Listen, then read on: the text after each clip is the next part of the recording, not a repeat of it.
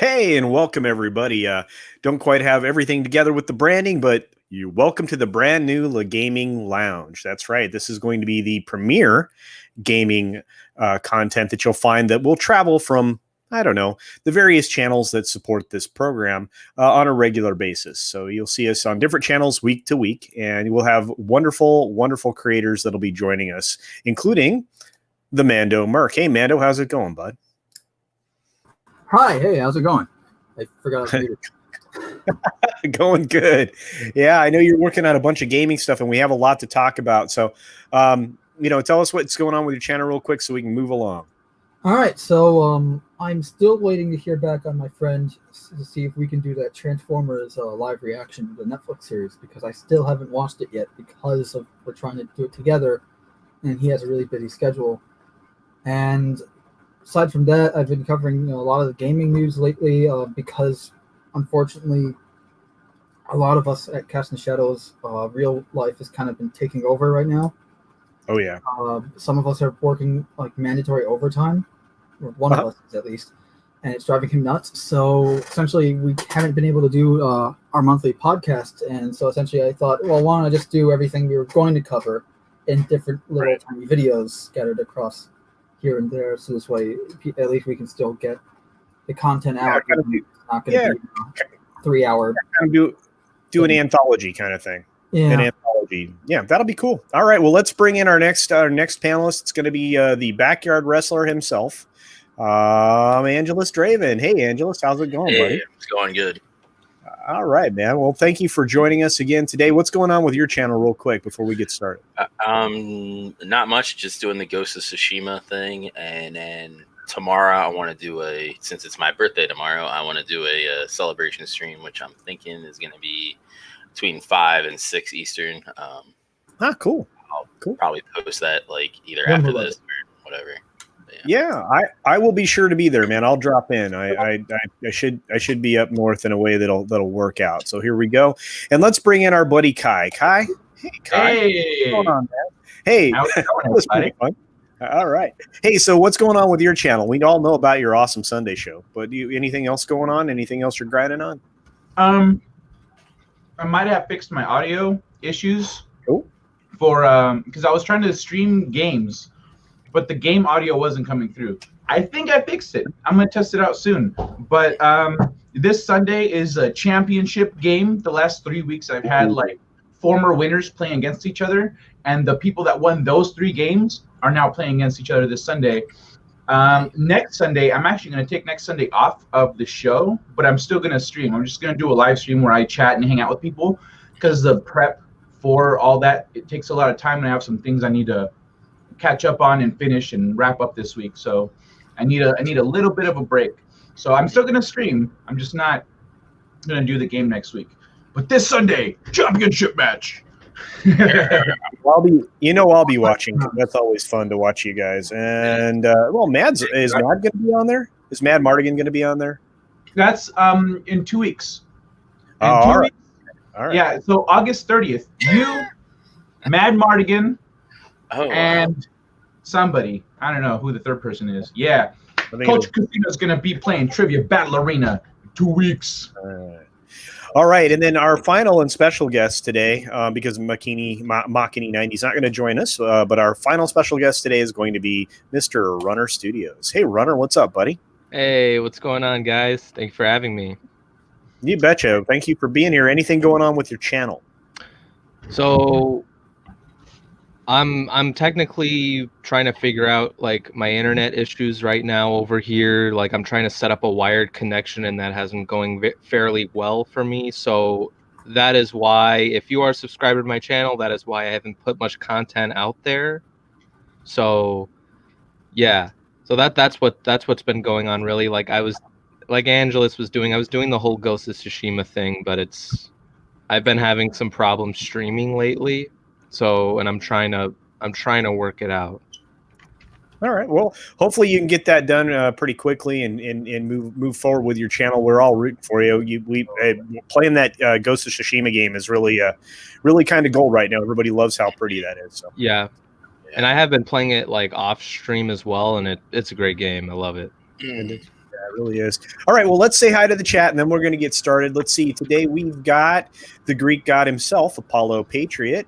He hail Greek mythology, and I love my blue Twi'lek women. So, Darth Haster is here. Hey, Darth, thanks for coming. Wow, we've got Jake D. Hey, Jake D. What's going on? Jake D's got a channel that's starting to get content together. That's pretty cool. Latino Slant, Polly, dude, I'm digging the stuff that you're doing, man. It's awesome. Parrot Head, our in-house memer, or at least one of many, because I think it's a battle between Apollo and Parrot Head from time to time, and then our buddy Mad Mardigan. Hey, Mad. Yeah, I know. We had to change the name. There are almost always more than 4 of us. Almost always. And we're not all just guys here. That would be great. I would love to be the 4 horsemen of gaming, but we can't do that. And also, we do occasionally have the feminine gland joining us. So we are inclusive. We are not exclusive. So so let's see. I have dibs on death as the horseman that I am. All right. Hey, Coot yeah. Annoying horseman. Annoying horseman. That's one of them, right? It's like death, pestilence, annoyance, and war, right? Sure. Annoyance? Okay. Yeah. Annoy people to death. You make them want to leave. You make them want to shoot themselves in the face. You're like, shut up! I can't handle this anymore. I tell you what, Matt.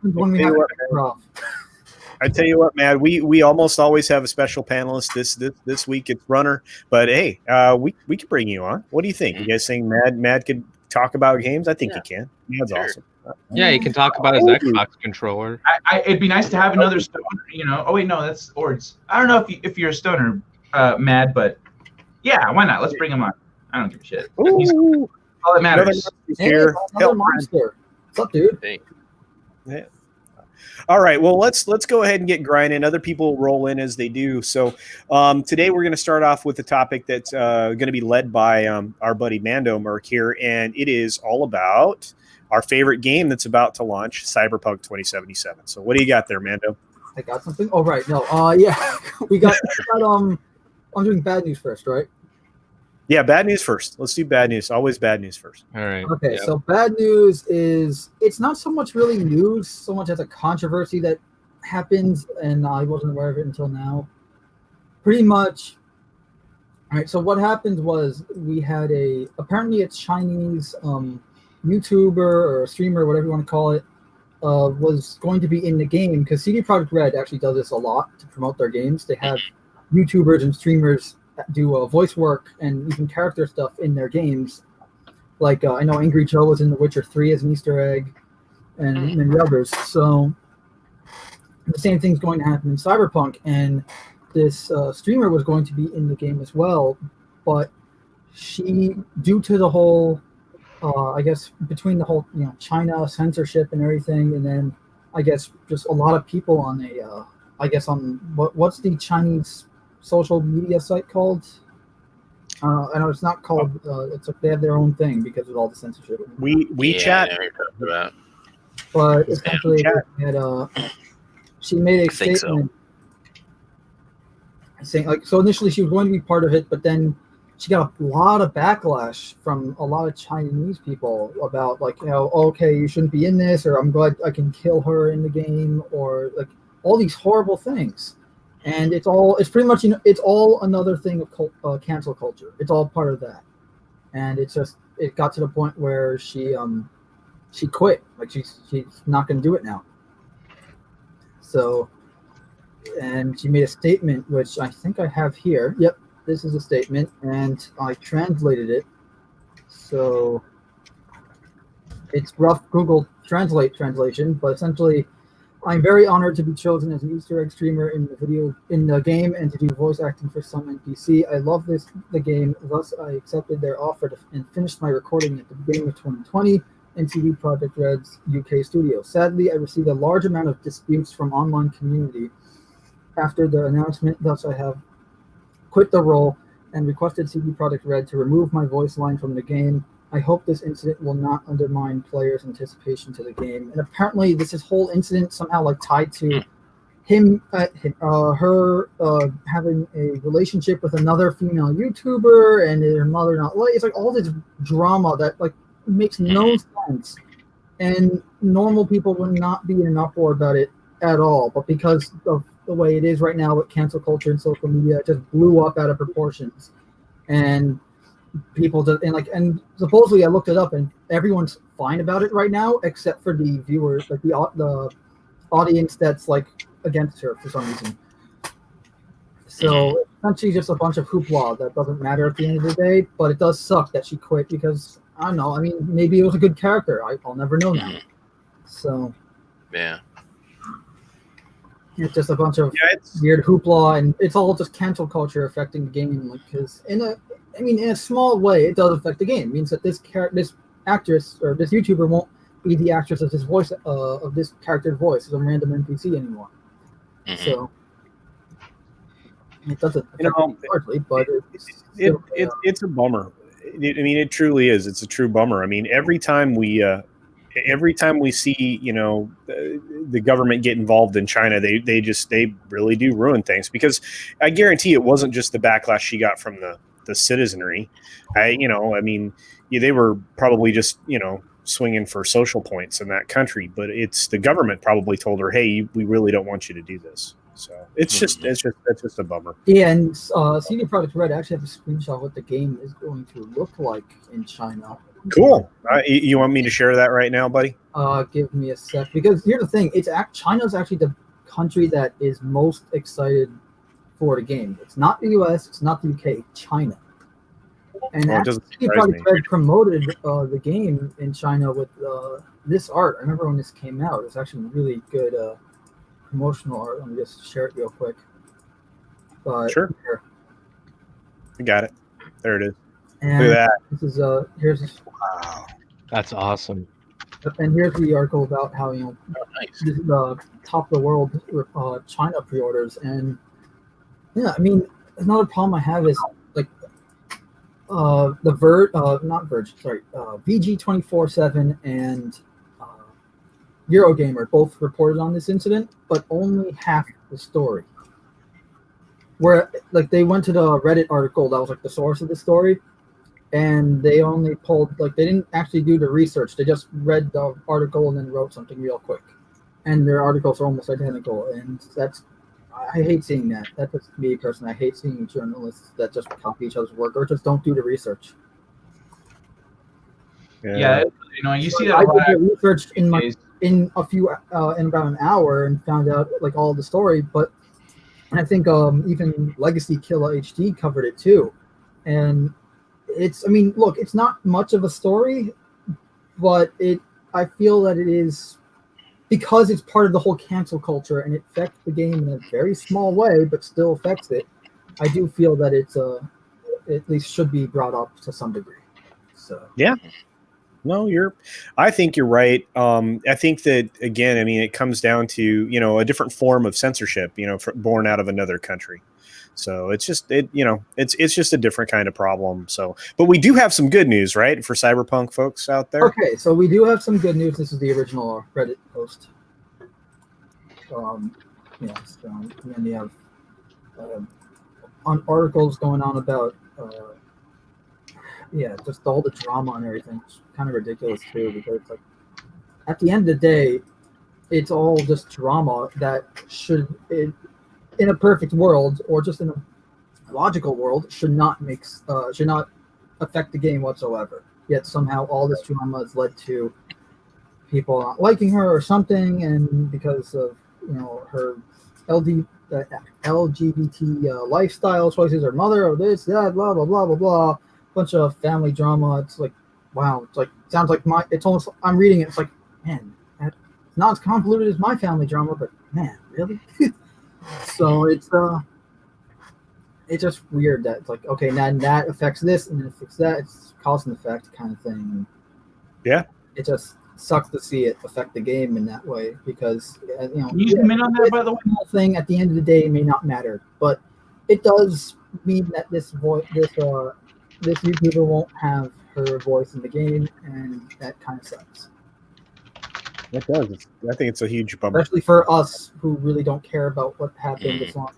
As long as you're not like mutilating people and animals, I don't think you're a bad person. This kind of thing. So, yeah, like you can do whatever you want as long as you're not being an evil son of a whatever. So yeah, it's pretty bad, but it's just part. That's the problem with this whole cancel culture thing. It's like your past.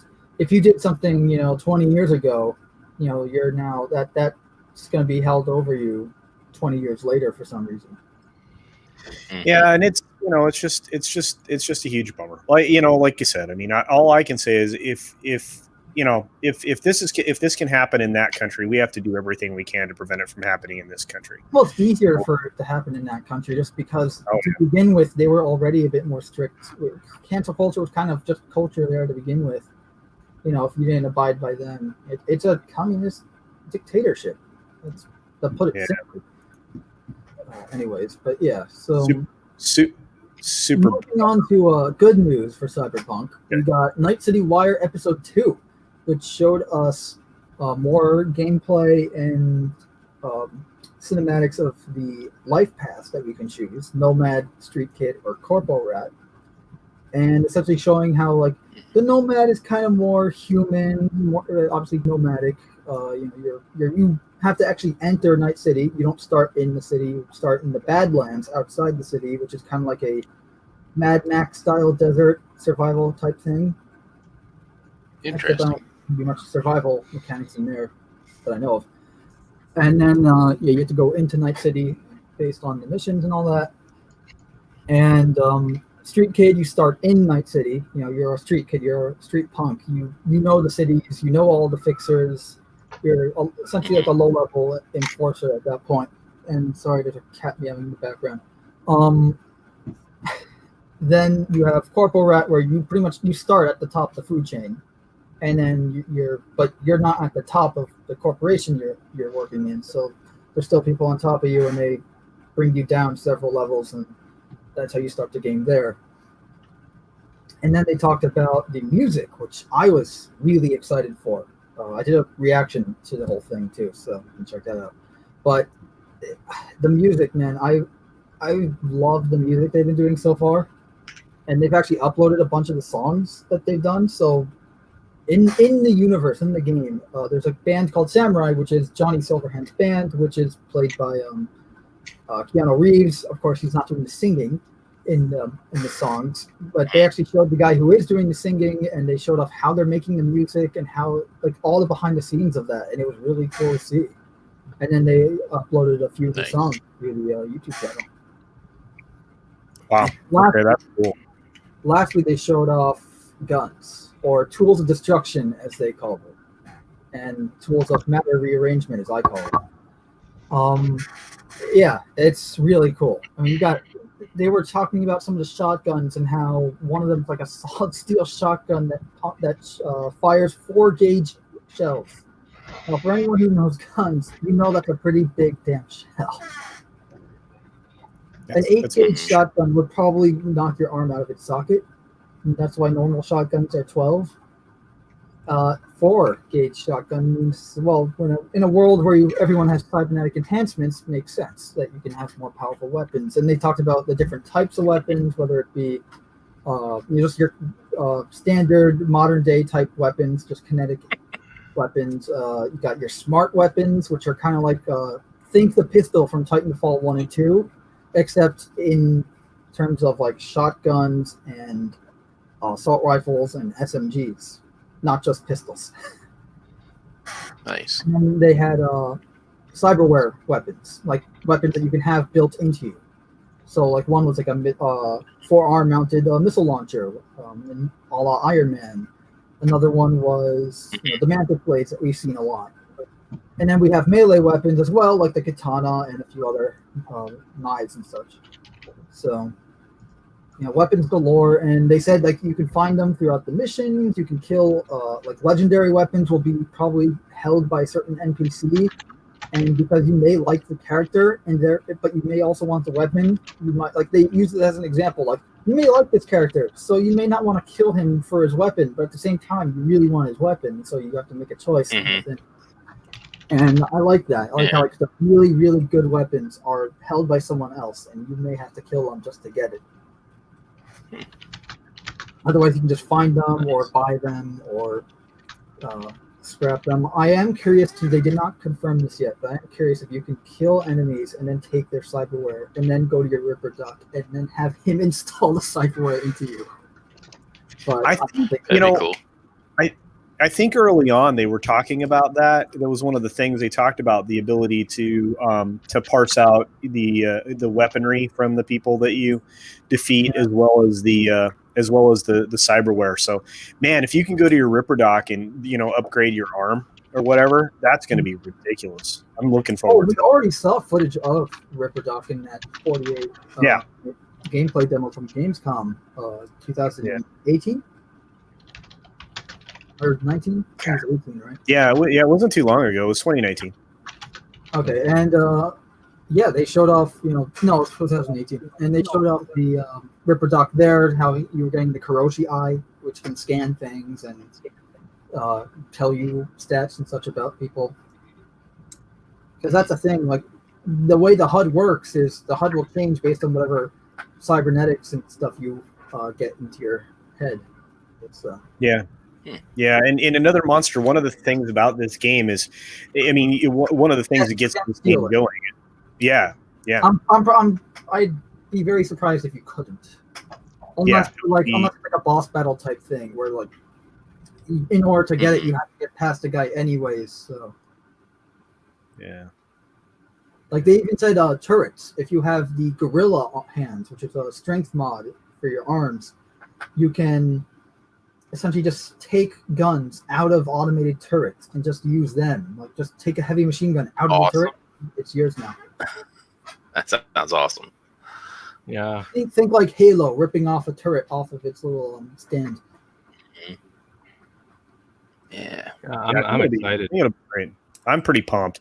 And we had a few more people drop in. We have AFK Bard, hello. Subhuman84, hey, what's going on? Looks like you're driving, but I'm glad you're safe. You navigated around that wildfire yesterday, I think. And then our buddy Orts, hey, Orts, how's it going, buddy?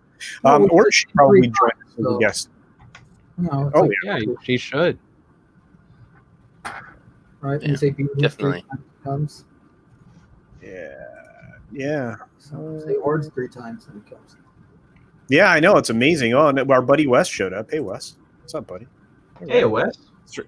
Hey, what up, Wes? All right. Hey, Wes. All right, guys. Okay, so we any other positive things we can look forward to, Mando, on the Cyberpunk front? So, I mean, I'm going to predict something that many people may not like, but I'm just going to predict it. I think Cyberpunk may be delayed again, but not too far in time, not by like several months. I think it's just going to be delayed a month, which is fine. I think we're still going to get it within 2020, but I wouldn't be surprised if they delayed it. I'm hoping I'm wrong. Don't get me wrong. I'm not like, I hope I'm right and they delay it. No, I'm not gonna. I was gonna say I'm not gonna lie to you. If it's being delayed to December now, I think that would be really good for like the holidays and stuff. Exactly. Because like for me, as many of you know, I am a high school student. I still go to school, and winter break is around that time, and for me, I will spend more time playing on the game than not having to worry about work and stuff. So December would be pretty good, and as we know, around that time, the PlayStation 4, not the PlayStation 4, the PlayStation 5, I gotta get used to that. The PlayStation 5 comes out around that time, but you can, I think, if you pre-ordered it or got it for PS4, you can play it on PS5.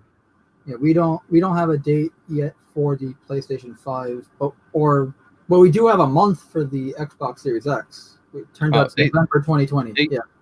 I know we don't have a date for the PS5, but they said this holiday in 2020. Yeah, but that can mean anywhere between November to December. No, you're right. You're right.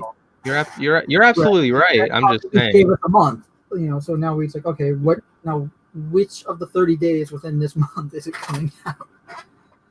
Is like a lot of questions. It's kind of weird that we don't have dates yet, and I just already, assume that it will come out around December. That just makes a little more sense to me.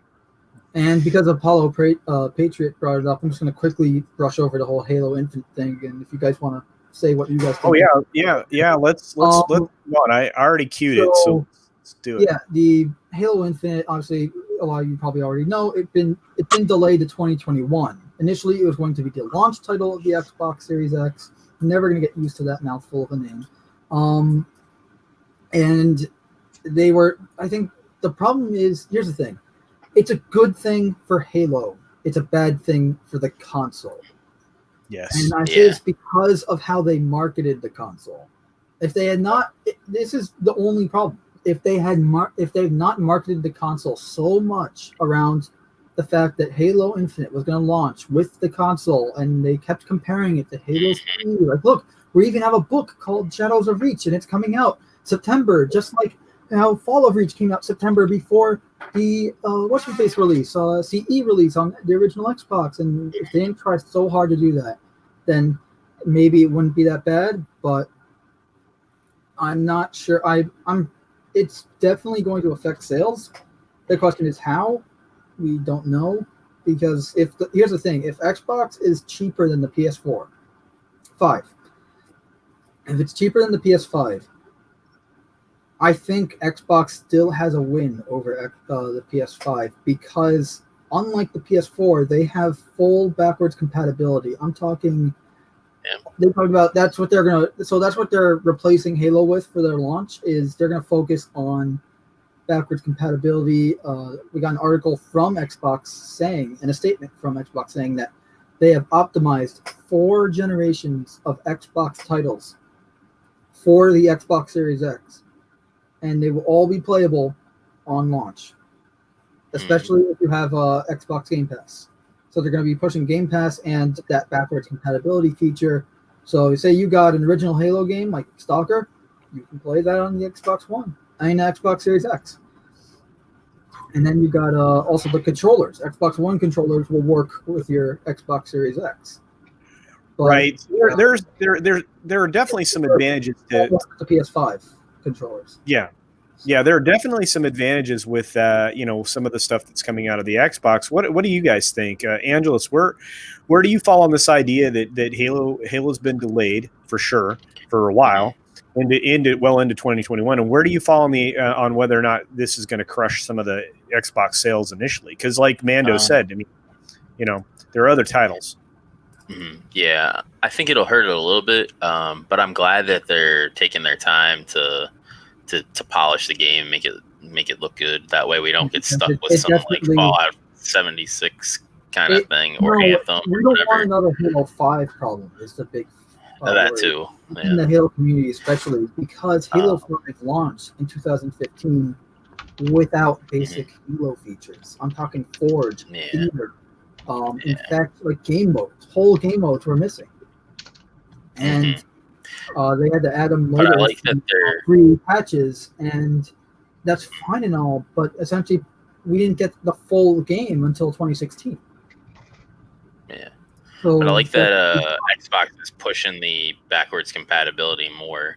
So yeah, especially since that was missing right now. That's what I want. That was missing with both consoles last generation. Xbox more than I want the PS5. And the PS4 were both missing that backwards compatibility feature. The Xbox 360 had it. Till I get a black PS5, I don't care. Yeah. Yeah, Kai, where do you? I know you're not an Xbox or Halo dude, or maybe just not a Halo dude. Where do you come down on this? I mean, just from the aspect of the game being delayed.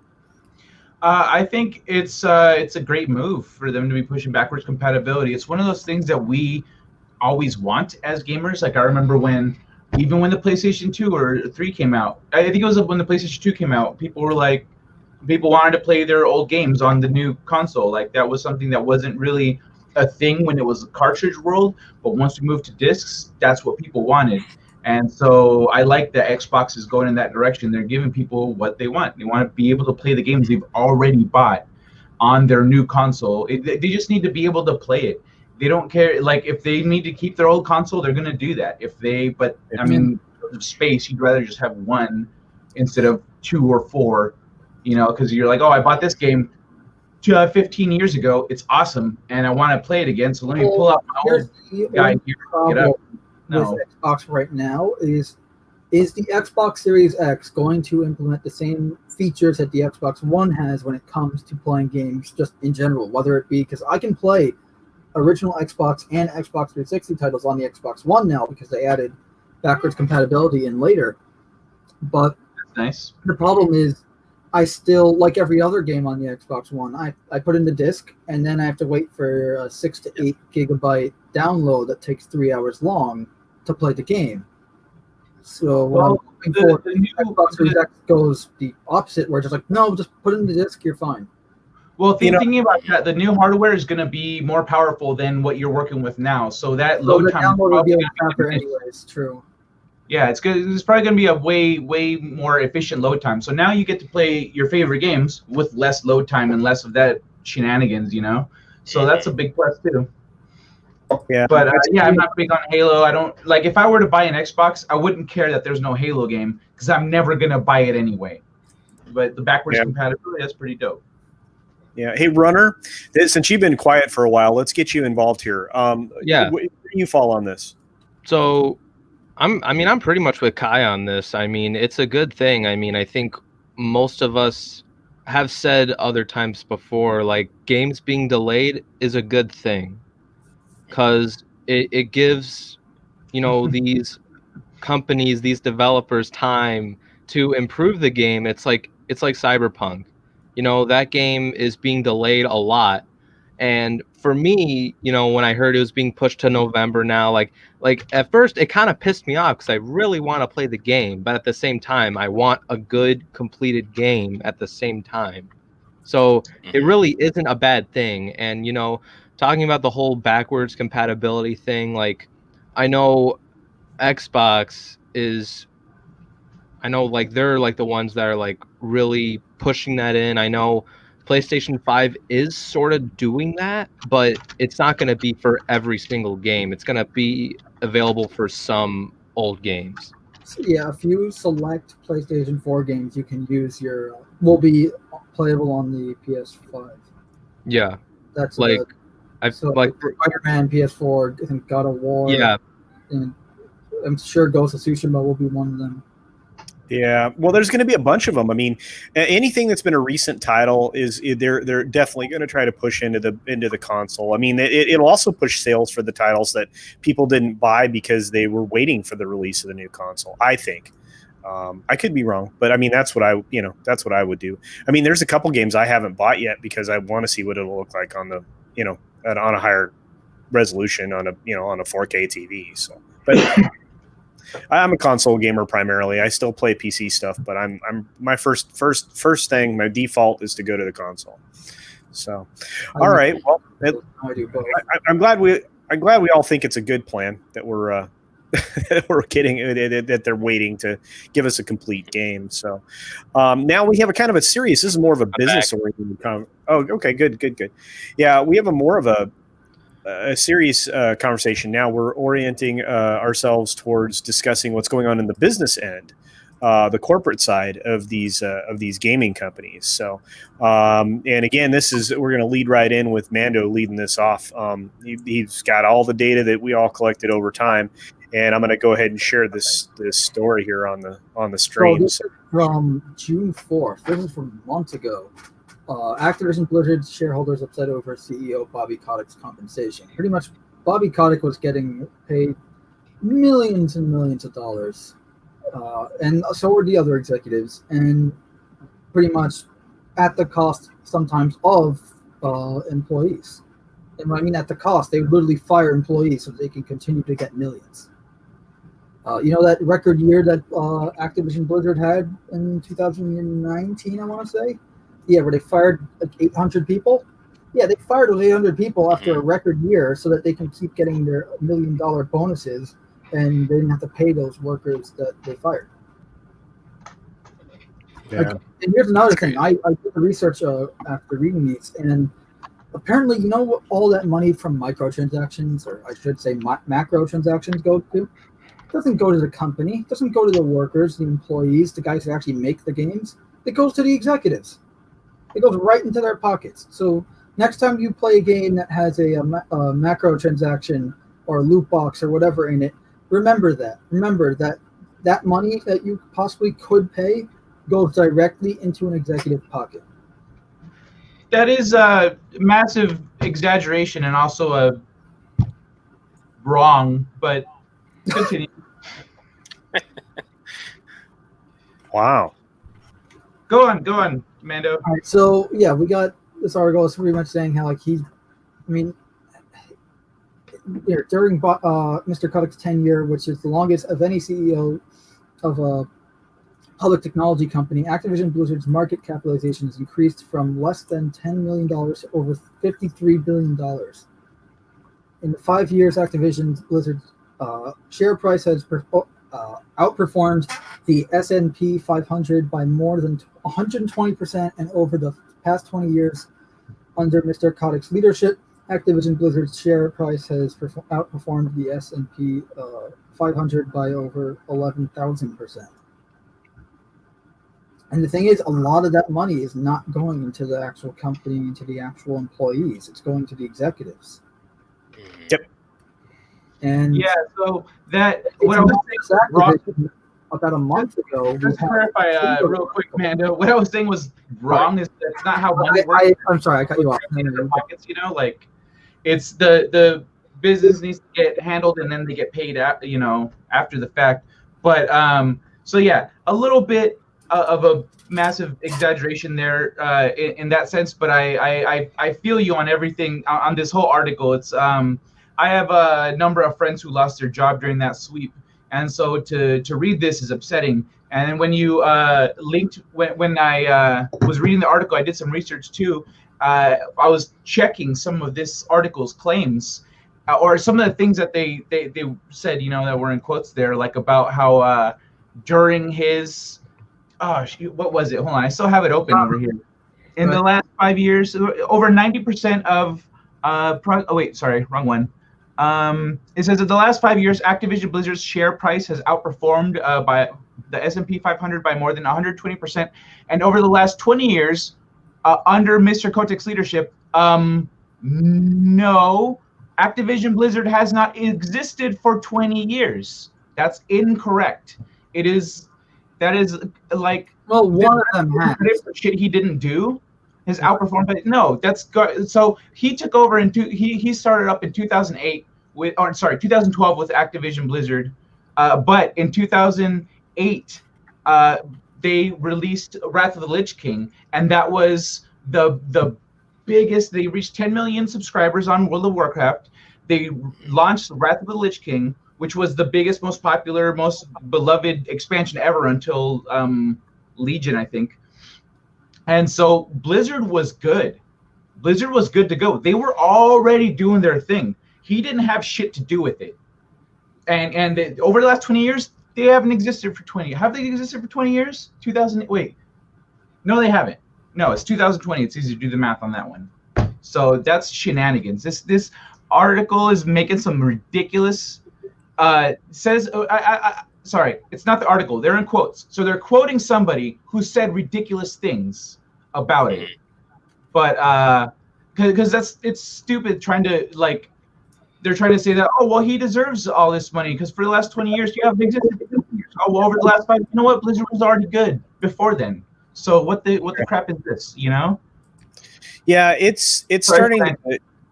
Well, so here's the problem, too. We no longer have investigative journalism. So we don't have anybody that's doing what you just did, which is spend a little time doing a little bit of homework.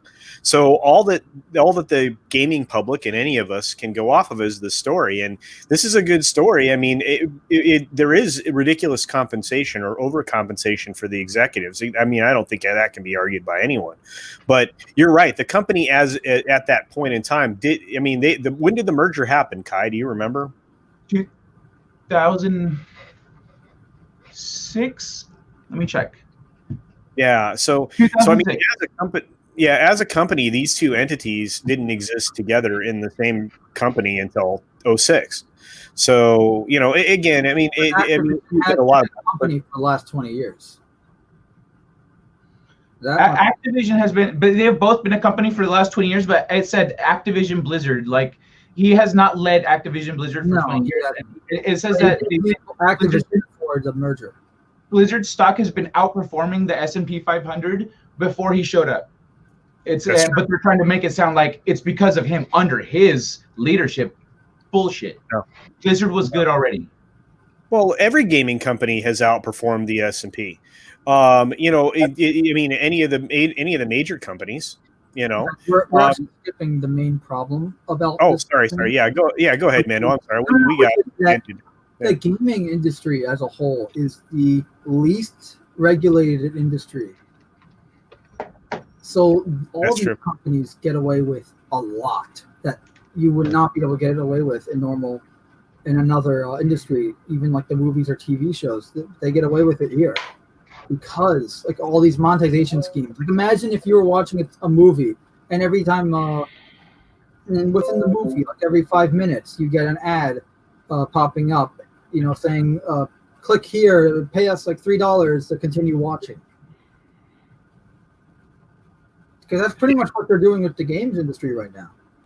Well, some games do that, and those games tend not to do well, and they get blasted for it too. Like games with paywalls, people don't like those, and they generally don't do well. So the thing with like loot boxes and stuff, that's another thing. It's about execution, because with like Clash Royale, it works. You're not, you're getting cards. It encourages you to play different cards than you normally play because you're getting different things. You're like, well, this card's really high level. I never use it. Let's see what happens. And then that encourages diversity in your gameplay. And it's not, you're gonna get cards no matter what. You can trade cards with your people in your clan. So like the loot boxes there aren't really, it's not like gambling at all. With other things, it's absolutely like gambling. And then there's stuff that's right in the middle that it's like, I'm hoping for what I want, but I could just pay for it with, if I want to, like with Overwatch, for example. But they also, in Overwatch, they give you, there's new skins when there's an event. They do a thing each week. You play any of the modes pretty much. You play in arcade or in quick play, and you can earn the skins just by playing. So you don't even need to wait for them to come in the loot box. You just go, oh, hey, the skin I want is available this week. You play your ass off that week, you get the skin. So yeah, I mean, I feel like that's an overgeneralization to say that the whole industry is moving in that direction. There are some companies and some games that do it and it's dirty and people don't like it. But because people push back so hard against that kind of thing, I feel like that's not going to be where things end up. You know what I mean? Yeah. I get you. I see where you're coming from. When it comes to executive compensation, though, I don't always fall on. I'm going to make everybody big because Ord's just joined us. Hey, Ord, what's going on? Hey, what's going on, everybody? How you guys doing? How you doing, brother? Good. Just literally just ran in the door. It was like I was trying to catch the stuff about Halo and the sales on Xbox. Sure. We can back up. Yeah, I was just thinking. I got to thinking. Here's my theory on it. Now, I think maybe right out the gate that the sales on the Xbox are going to suck a little bit. But I feel like when Halo. Okay, here's the thing. Either one of two things are going to happen. We're going to have another. What is that? Another. Help me out here. The government's going to do it. Stimulus package. Yeah. So I don't know. I haven't heard anything if it's actually going to happen. But let's say we do, right? What you're going to find is that a lot of people will spend that money on these game consoles who want it, right? That's extra income coming to them. They have the money there. They're going to do it. And they will wait for Halo. Or what you're going to have is people waiting to buy a console until they get their tax return. Then they'll go ahead and buy the console. So here's the thing. If the sales suck out the gate, you can expect it at the beginning of the year when tax returns start rolling in, that those sales will be there. They'll make up for it. I have no doubt in my mind about that. Or then you'll have the people where you might see the PlayStation sales right out the gate, like big time. Like you'll see the headlines: PlayStation kills Xbox in console war. But then you'll see that change again at the beginning of the year when Halo hits, because I think that's what people are waiting for. Now, to speak on them actually like postponing it, probably the best decision they could ever made. I don't care if it takes another year and a half to release Cyberpunk, as long as you guys take that time. I mean, look, Sonic the Hedgehog, right? Perfect example. I know it's happened before where people have like, okay, we're going to pull this property, work on it until it's done. But that's really the best example, because I think what happened is when they had the Xbox, their showcase, people saw Halo and said, "What the hell is this, man?" It's like, is this Halo 2? Like, what's going on here? People are starting to listen. These companies are starting to listen. And that they're listening to the fan and the community feedback, because we just look at Halo now. It looks like Master Chief looks like Master Chief again.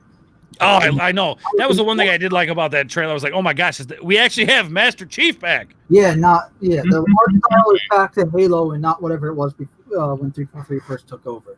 And we might get another Halo. We could be getting a Halo 3 situation, which is what I said in one of my videos, because Halo 3 didn't launch with the 360, but it sure as hell helped sell a lot of 360s. Oh yeah, that's right. Exactly what I'm thinking, man. Like, you will see. I can almost guarantee you'll see PlayStation outsell at least by the end of the year.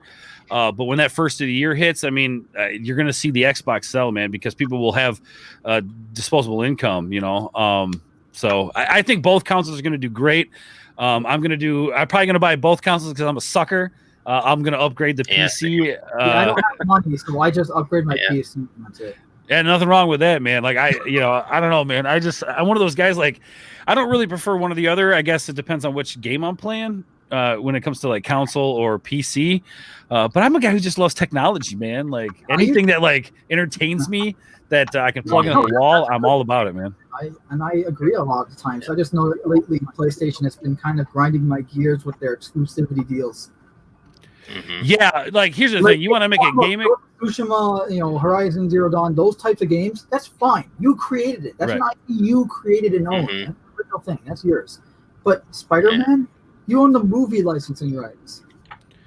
Like, there's definitely some shady deals. I think it was part of the deal to get him into the MCU. It was like, okay, but we get the exclusive to PlayStation, except not exclusive to PlayStation at the same time, because he's in Marvel Ultimate Alliance, a Nintendo Switch. Yeah, the third one. Yeah, that's true. Versus Marvel Infinite, which is a multi-platform game. See, you also have to look at too, like, all the game launcher issues that they were having with, like, okay, we're going to release this game on Steam. You could pre-order it, and then like weeks before the game launches, oh, we signed an exclusive deal with Epic Games. Sorry, Steam users, you're not going to be able to get this game. I saw someone playing Detroit Become Human, which is another PS4 exclusive that they created on like months ago, probably like last year at this point. And he was playing it through the Epic Game Store. And now it was only until the summer sale started at Steam that it was available on Steam. Yeah. So that's very frustrating from a consumer standpoint, because, and then there's the whole, gosh, what was it? The Call of Duty thing. When they put out Call of Duty on PlayStation, you were able to get that one mode on PlayStation and not anywhere else for a year. Yeah, and it was going to be a yearly, like a 1 year limited exclusive. It's like by the time it's available for the other platforms, there's going to be a new Call of Duty. No one's going to care about this game anymore. Well, that was just the thing. Like, I think people who couldn't get that mode on on Xbox or PC or whatever, they just didn't even bother buying the damn game. So you're when you do these exclusive things, you're narrowing your market. You're narrowing the margins you could possibly make, at least in my eyes, from a business standpoint. Maybe I don't know what the hell I'm talking about. But the way I see it, you want to reach as much people as possible, not limit the amount of people that are going to buy your product. Yeah. Right. Yeah. That's exactly right. But there is a purpose. Just hang on, because I'm gonna speak from the business side of things, guys. There is a purpose to exclusive titles, and it is to get the consoles sold. When you launch a console, the most important thing is to generate sales. The only way to get the initial sales on that, if you don't have an exclusive, is to deep discount your console to beat the other guys in the price. And They that's can't afford to fine. do that. That's fine. Yep. Like, look, I'm fine with Horizon Zero Dawn, Ghost of Tsushima, God of War, Detroit Become Human. I'm fine with all of those being exclusive to PlayStation. That's fine, even if they never came to PC, because they created those things. Those are original PlayStation IPs, just like how Halo is an original Xbox IP. Mm-hmm. But yeah, and I'm with you on that. I'm original to them. Yeah, they don't actually own even, but like they don't own Spider-Man 2 video game rights. They own the movie rights. right. So Disney owns the video game, comics, and merchandise rights. Yeah. So, Like I said, man, there's like shady stuff going on behind the scenes. I mean, I already said it before. It was part of the deal to get him in 2015. The deal that they made with Disney to get him into the MCU. Yeah, and it's like for a guy like me who has like all the systems, it's easy for me to just be like, oh yeah, whatever, who cares? But like from a consumer standpoint, or a person who might not have the dispensable income, or I really don't, but I make sure I have them anyway. I really don't. I actually have to sell to make money. I really wish they would get away from exclusives and go the way of using that money to for exclusive deals to build up their platform that they have, and then selling consoles should be based on how well the consumer likes that platform that they want to play on, and not based on this game can be played on that or that game can be played. They're on essentially holding games that we want to play for ransom. That's what exclusivity ends up being. Instead of creating a better product, and a lot of things that we want for ransom. Yeah, like and you guys with the Epic Store versus Steam, because the problem with the Epic Store is, they have all these exclusivity deals, and they pay their devs. The devs get a better percentage of the money that if you buy a game from there versus Steam, they take more money from the devs. But you know what? The platform itself sucks. I mean, they only now added a shopping cart feature. Oh, dude. I've had so many issues with Epic. Like you have to buy games one at a time. Epic, you buy 5 games at a time. And that's just the least of it. There's been several confirmed cases of spyware in the program. Oh, really? Leading to China. Tencent owns part of Epic. Yep. Spyware China. China's like, Tencent was trying to explain. I remember when this came out, like Tencent's like, we don't know how that went to China. we don't know how that. Hacking of people's. At people's what was it? It was like not shopping data, but I don't remember what it was. But it was looking at personal data, and that's not cool. Yeah, you guys use the Epic Store because of that. You guys brought up a good point earlier about the backwards compatibility, because that's another thing too. Here, look. Let's say somebody has enough money to buy a console, but not a game to go with the new console. What console are they going to pick? Probably the Xbox, because of the backwards compatibility. I mean, I've got original Xbox 360 games, and Xbox One games that I could play on all of that. Not to mention, I have the subscription, so I get the monthly free games, and I've got the Game Pass, so I get on there. So it's not like when Xbox launches, you're going to have a lack of titles to play in beautiful, stunning 4K. Like you said, the load times with the SSD. I mean, these new consoles are going to be slick, dude, and they are going to knock prices down. They'll make their money back in the exclusives. They'll make their money back in the games that they lost in the consoles just to get the consoles out there. But I think.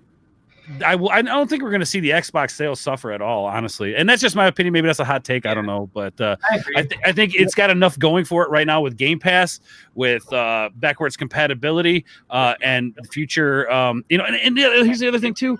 Microsoft is going to really pay attention to exclusives, because this next generation, PlayStation destroyed them. Let's be honest. PlayStation destroyed Xbox on exclusives. Absolutely. Because all Halo had for them, Xbox One was... Right. So, but I think with this new generation, all they had was Halo 5, the Master Chief Collection, and then Gears of War 5 or 4. Yeah, 4 and 5. 5, yeah. Well, and then you've got the people who are like, I don't care. I just have to have a new console. I don't care what it is, and they're going to buy it. So I don't think. Also, like, think about it. Like, I know a lot of people have been asking me, what's the difference between getting why would you get an Xbox Series X if all the games can be played on PC as well? Well, here's the thing. I'll tell you this. Here's the answer. The answer is because not every family wants to get a $1,700 gaming rig. Sometimes they just want to spend $400-$500 on a console, be done with it, and there they have a console for their kids to play on. Right. And you know, it was funny too, because like it was a runner. Somebody said something like, oh, you know, having the one console, not a bunch of different consoles. I like the idea of having everything on one console. And here's the reason why. It might be something you guys haven't thought of. I don't know, maybe, but it just makes the past consoles that much more collectible, that much more, you know, fun to collect.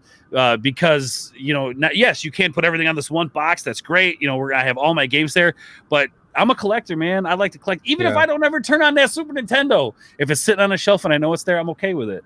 But it is still nice to have everything in one box. I think I mentioned that I think for PS5 coming up, you can play some of the old PlayStation games, not all like you can for the Xbox.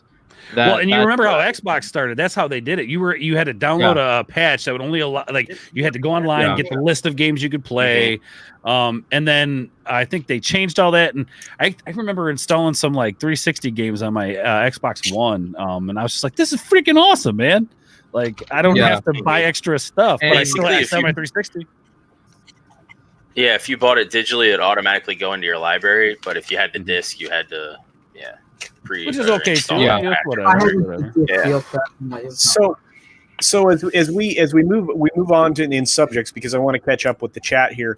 We were talking about the regulation or just the general oversight of the executive compensation for some of these companies. Yeah, and you know, JD brings up a good point. You know, it does create barriers that prevent competition from entering, and that's 100% true. But right now, these companies are monopolies because they continue to acquire other smaller studios. I mean, I'm sure Kai, you saw that, right?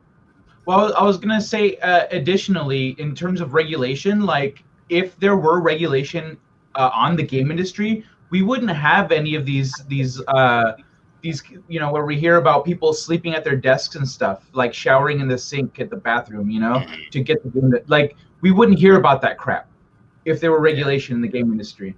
And I have friends who have gone through that stuff, and it's not cool, man. I've seen it suck the life out of people. And I would appreciate a little regulation here and there. The problem is we won't self-regulate, and that means that the government may have to get involved and regulate for them, which it's a double-edged sword there. It's good and bad, obviously. Yeah. But on a happier note, they've been. The UK has had several hearings. My mom got me this, or my parents got me this card. I like my parents. Tomorrow, though, right? My birthday's tomorrow. That's awesome. They gave it to me early. That's cute. But yeah. Did it come with an Xbox? No. I already have an Xbox. It came with a Duke controller from the original Xbox. I got a 360 controller right here. Nice. Oh wow. Looking good. Too. Oh, and then I have the Fable one too. It needs fixed though. Oh wow, that's awesome. That's awesome, man. Yeah. I didn't know we were doing show and tell. I'd have to go to the other room to get all my stuff. But no, look, here's the fun. Let's just do. We'll knock out this compensation thing, and we'll go beyond there. And Wookiee Supremacy said early on that if we all started playing tabletop for a year, the game companies would freak out because we wouldn't be buying their stuff. Well, the problem is we have a lot of influence over people, and I don't think we have 40K stuff. People yet. So yeah, but I mean, think about it. If people just walked away from the gaming stuff right now, like think what Ords is doing. Ords every weekend now on Sundays, he does this Sunday hang streams, which is freaking awesome to watch and listen to.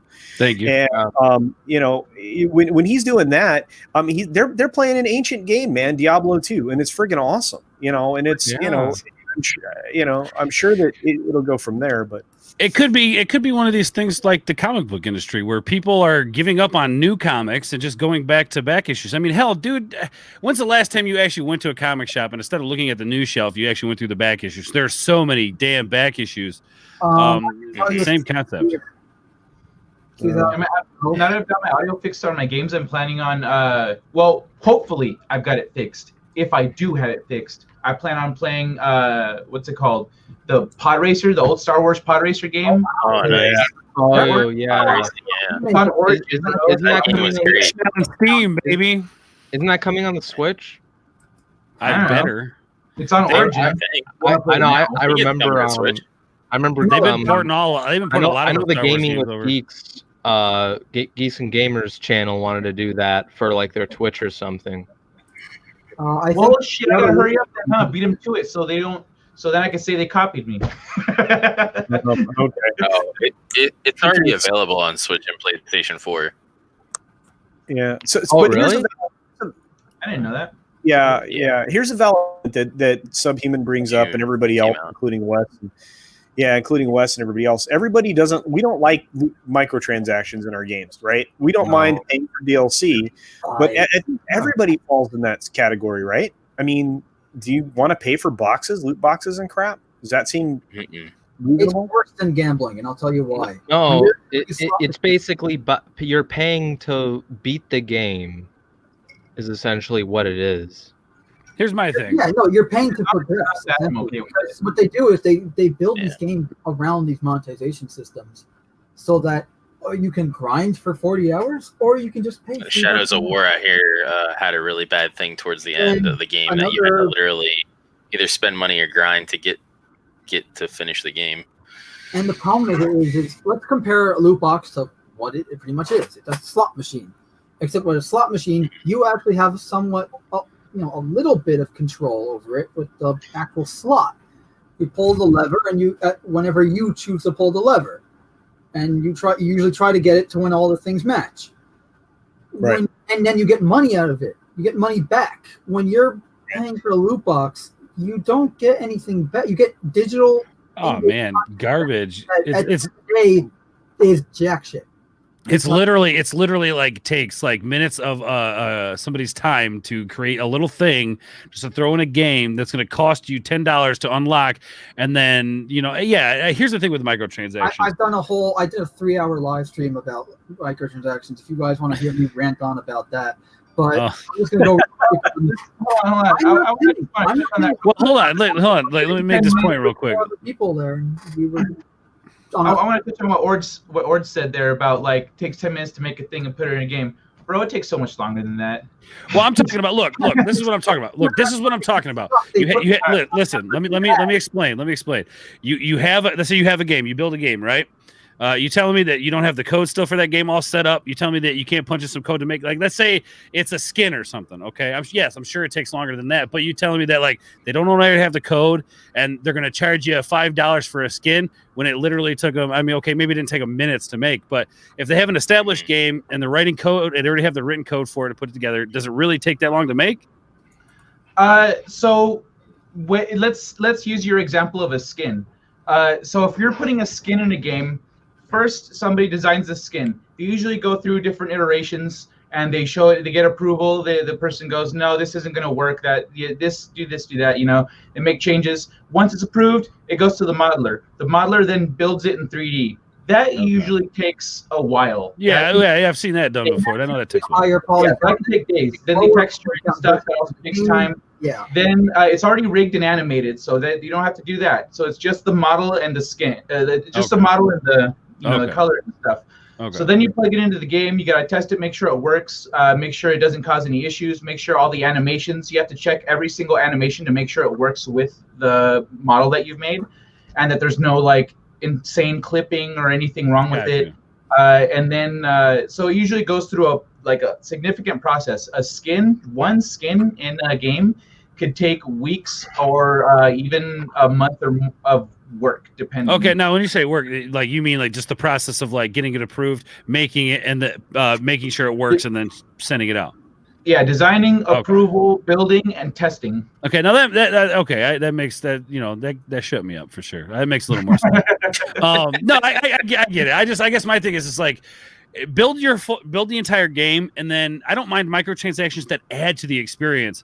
Like for instance, like one of my favorite DLCs that came out over the past few years was you could play as the Ninja Turtles. Was that Mortal Kombat, right? Injustice. Injustice. That's what it was. Yeah, the Turtles pack where you could like play as the Ninja Turtles. Like that added something to the game. I Yeah. could still play the entire game, but I was getting something on top of it. And now that's where it's cool. Microtransactions.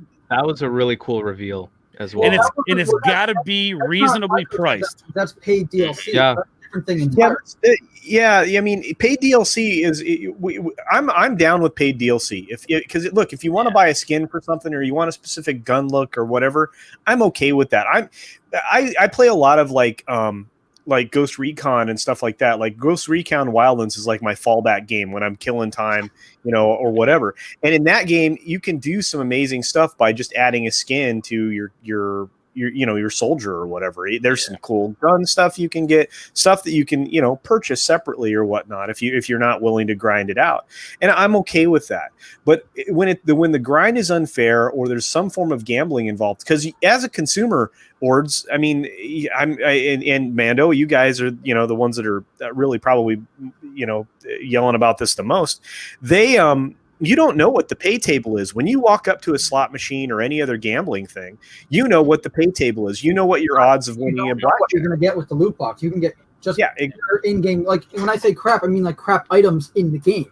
Like, this is like tier 1 stuff. I want tier 7 or something. Wasn't that one of the things they implemented, which was like they had to disclose their rate, their drop rate or whatever? Yeah, I know. In Apex, it shows you the rate of drop. They were supposed to, but they never did. I mean, you're talking less than 1%, man. That was at the UK House of Commons hearing last year. Remember when the EA they're not loot boxes, they're surprise mechanics? I guess my thing is like, doesn't it feel like a waste of money if they're just like making all this extra extra microtransactions that you're going to get in a loot box or something when they all know it's garbage? Nobody's going to use that skin, but yet that skin still exists. Well, people develop addictions to this stuff.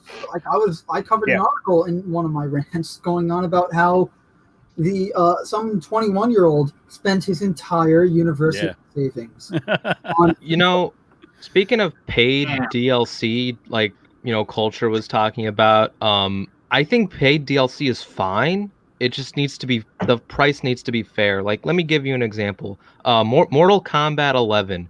They did what is it called, Aftermath, which is like 2 hours of the continued story mode, and you have to pay $40 if you already have the game. If you already have the game, you have to pay $40 for 2 extra hours of the story. Bullshit. I did not get the DLC because that is unfair. My guess that's 2 hours if you take your time playing it. That's true. Yeah, you can just speed run it. Yeah, but I guess. But that's pretty dang short. If you played like the NetherRealm or what, I don't know, it doesn't have to be NetherRealm fighting games, but just any other fighting game, a match does not take very long. Nope. It's less than a minute at least. Apex. Ords and I want to talk about this. All right. Let me respond to his comment. It does, yes, but when you get those crap skins, it takes them out of your loot thing, and then when you get that skin again, you get crafting materials to be able to craft the shit you actually want. So there's ways to do it without actually spending money. It's kind of cool. And it gives you the rates of which each type of loot will drop. And after so many boxes, you are guaranteed to get a legendary out of those boxes. So they have stuff in there that, it might be shit, but you have a chance to get something better all for long run. I like that, at least with what I'm thinking. Actually, if we're looking at the big picture here, I'm thinking in terms of the evolution of games and economies and etc. This is a new thing, and we're watching it evolve. And so we're actually seeing improvements in the system as it's growing. We're seeing companies improve how those mechanics work. Like with Hearthstone and Overwatch, they started going, okay, well, let's avoid duplicates, let's avoid this, let's do that, let's give people these things. So they're changing the way the algorithm works in order to better serve the customer. Getting involved. So I'm curious to see where things will end up. But I feel like the loot box system is a temporary thing that we're seeing now as companies are experimenting with different economies, and it's going to turn into something that will be viable. Hopefully, I'm thinking it'll turn into something viable within 10 years. Well, here's what's going to happen. Here's what's going to happen. They're going to stop doing loot boxes. They're going to put commercials in their goddamn video games. That's what's going to happen. Man. Like, it's already started. You can't buy a sports game without a damn commercial in it. That's I don't play sports games, but are you frozen, Ords? You good? Oh yeah, there he is. Did you hit a temporal anomaly? There you are. Going through the Matrix. But anyway, Culture, do you want to like touch base on what he's Ords, that's a trans thing. The Matrix, that's a trans thing. Don't when it comes to the loot box stuff versus paid DLC, that's something else entirely. But being able to take advantage of drops and turn them into something else is a good thing. Blue-eyed Scorpio is pointing out, with Apex, you can grind those down to 15, crafting materials with the good, with the better. That's very common. I don't think it's spend hours on hours to actually make that worthwhile. Well, I guess my whole thought about it was like, if we're making all of these useless, I mean, I love the idea of using the cheaper materials to make better stuff. However, if we have a bunch of nonsense in a video game that's useless or people don't use, wasn't that time spent wasted? And now that what costs to make those little worthless, useless things then gets pushed onto the consumer. If we just stop making useless items or make it, reasonable for people to use those worthless items than to make other items, okay, cool. But let's try to, not spend so much so we don't push it on the consumer. I guess that's just my thought behind it. Yeah. Okay. Well, I hate to take a detour from what we're already talking about, but look at this. Read this. Epic Games has defied the App Store monopoly. In retaliation, Apple is blocking Fortnite from 1 billion devices. Join the fight to stop 2020 from becoming 1984. Whoa. Oh, wow. Yeah. This is a bit weird. You might not like my opinion on this. I'm not a fan of Fortnite or really any of these games because of the microtransactions thing. And yes, they're right. Cool, but at the same time, I'm just not a fan of Epic Game Store because of their connection with Tencent. And that's but I can appreciate. Yeah, no, I'm with you, and I can appreciate your concern when it comes to privacy, because that's a big concern for me too. But at the same time, I mean, think about how many people. I'm sorry, I'm grabbing this screenshot right now, but think about how many people are affected by this. I mean, 1 billion devices. Well, that I don't know that there are 1 billion people playing Fortnite, but I mean, you get the point, right? You're killing off this company, because Fortnite's such a giant part of of Epic, right? I mean, that's the problem. That's the only reason Epic still exists. Yeah, right. Exactly. That's the Fortnite is the only reason I've ever heard of Epic Games. What about Gears? What about Gears of War? I never cared about Gears of War. You mean Gears of War? Bulletstorm. I never heard of that either. Yeah, what even is that? What the fuck is that? Bulletstorm was great. Bulletstorm? Yeah, I've heard of Bulletstorm. Bulletstorm was great. What? Do you just get hit by a bunch of bullets in a storm? What the hell? It's about doing like crazy ass kills to like things and getting a point score while you do it. Are there bullets raining down on you and you're trying not to get shot? Is that a good game? See, Cooper just made a good game right there.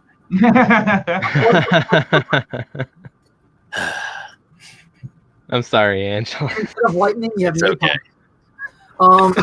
So That's I'm just saying, I'm not a battle royale guy. To me, battle royale is a game mode, not a game.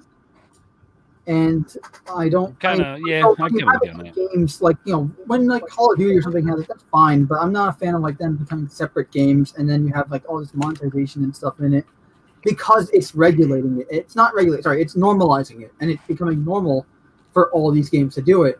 And the big problem with a lot of this monetization is we're having it now in. Like, look, we used to have it in free mobile apps. Now we have it in free in $60 games. Games you have to pay $60 up front to get, and then in addition to that, you have monetization in the game. That's just not cool. And To add, just off on related note, if you ever ask me what a BR is, I'm going to respond battle rifle because that is the only BR that ever exists. BR is missing a couple E's in between the B and the R. Wait, you say beer? What? Where's beer? Where's there? Somebody told. Where's beer? Yeah, that's now I want beer. Damn it, man. The funny thing with Fortnite is the actual main game when it came out wasn't even like the battle royale. It was a like PvE type thing, and it didn't do well, so they scrapped it. And now they're charging you $60 if you want to actually play that. When I know me, Fuel, and Trace and Shadows would rather play that, but we don't want to shell out $60 for it. and when did they do that? Recently? At the launch of Fortnite, that's what the game was, but they scrapped like doing anything else with it. They're still charging $60 for it, and they put all their efforts into the battle royale because it does better than the actual what the game was actually supposed to be. Yeah, and another thing, Apex is another one of those that it was repurposed from what game? Titanfall 2. Titanfall. Yeah. Thank you. Yeah, the guns are the same. It's like they took all the things that they had, and you're like, let's make something new. We're gonna die, and they made a new game, and it saved Titanfall 3. Because of Apex Legends, we're not getting a Titanfall 3, and I am really pissed. I liked Titanfall 2. It actually had a Apex is in the same universe. As well. As much as you like Titanfall 2, it wasn't keeping the company alive. So yeah. It's true. Yeah. So that is true. 3 anyway. If there was no Apex, whether Apex came out or not, you were never going to get a 3. I guess now they have the opportunity to make a Titanfall 3. Yeah, because of the popularity and it being a shared universe. So, but yeah. And with all of that being said, so let's back up to this news about Fortnite. So Fortnite can go around the Apple Store. You can install non-store apps on your phones, even on iOS devices. So, I mean, it'll be a pain in the butt for your consumer base, and a lot of people won't have the capability, to do it. But it can be done. But what does Epic have to do to skirt around that, other than to protect people's privacy? Hey, Culture, I just thought of this right now. This just occurred to me, I should say. Is there a chance that Apple could be blocking it because of the whole Tencent thing and not because of them circumventing the App Store? Absolutely. In fact, that was what occurred to me. I don't know necessarily that it's because they're of the monopolistic practices, but I think I'm looking at it. We don't mind blown, just mind blown. Yeah, but if I'm looking at it, easy there, Kai. Don't drown. Sorry. Yeah, but if I'm looking at it, of course, I'm thinking that likely there's a likely possibility that it's because of the Tencent involvement. Look, we're at a point now where we know to what extent all of these different pieces of software and even hardware have been corrupted to become spy devices for foreign powers. With China being the primary aggressor when it comes to spy, the ability for anybody to spy. Which is even worse. Yeah, which is like more terrifying. At least I know. At least I could know who was spying on me. In this case, you don't. So if this is, like I said, if this is legit, I mean, there could be more than one reason. But Tencent, I mean, one of the reasons that TikTok is trying to get a partner or to be sold outright is to avoid being banned here in the United States. So I guess we're going to try to actually stop the influence of these software creators, from being able to spy on us. I mean, that seems to be what the intent is. Am I wrong? I know I'm not saying it right because I'm on the stream, which means I sound like I'm 3 years old. But no, I get what you're saying. Yeah, I get you. So, anyway, all right. Well, I didn't mean to divert us too badly, but thank you to Fat Steven Seagal for that heads up there, because otherwise I wouldn't have had that. So that's also something for me to talk about tomorrow and Saturday. So hey, I've got material. All right. So where corporate compensation? We want to finish that up, or we want to continue to? Yeah, I'm sharing a link with the SEC's report. Oh yeah, let's take a look at what because guess what? This is a letter. Yeah, this was yep. Here we go. Yep. So, Securities and Exchange Commission, Washington D.C. Blah blah blah blah blah. So at Electronic Arts Incorporated's annual meeting on August 6, 2020, please vote against the Say on Pay proposal 2. So dear Electronic Arts shareholders, we urge you to vote against the Say on Pay proposal at EA annual meeting on August 6th. The company has gone too far in terms of executive pay, piling on exorbitant equity awards to 2 executives, Blake Jorgensen, Chief Financial Officer, and Kenneth Moss, Chief Technology Officer, and paying multi-million-dollar bonuses following worker layoffs. While shareholders have benefited from appreciation in the company's stock prices over the long term, we believe that these gains do not permit the company to indiscriminately pay its executives. For investors, the following are of immediate concern. Also, the other article earlier that you brought up, Mando, the other article pointed out that they have failed to hit benchmarks and continue to become. EA has, I think, Activision Blizzard, I don't know, 2018, Activision Blizzard was actually doing really well. Well, EA's stock in 2018 plummeted 40% because of Battlefield 5 and wow. Yeah. Oh, that's right. So, dude, Wookiee Supremacy's right. Don't buy a Furby. You guys remember that, like back in the day? I had a Furby. Yeah, China doesn't give it. You know what? That? I'm just gonna say this real quick. I'm sorry to totally go off on a tangent here, but if China is so freaking awesome, if they think they're so good and so smart and they're the oldest, most badass empire or whatever, if they think they're so freaking awesome, why do they have to steal everything? Why can't they make their own shit? I don't know. It doesn't seem to add up for me. But yeah, they steal everything. Everything. We live in a time where we're practically the Fallout universe now before the war. That's an interesting thought. That's just pretty much what's happening right now.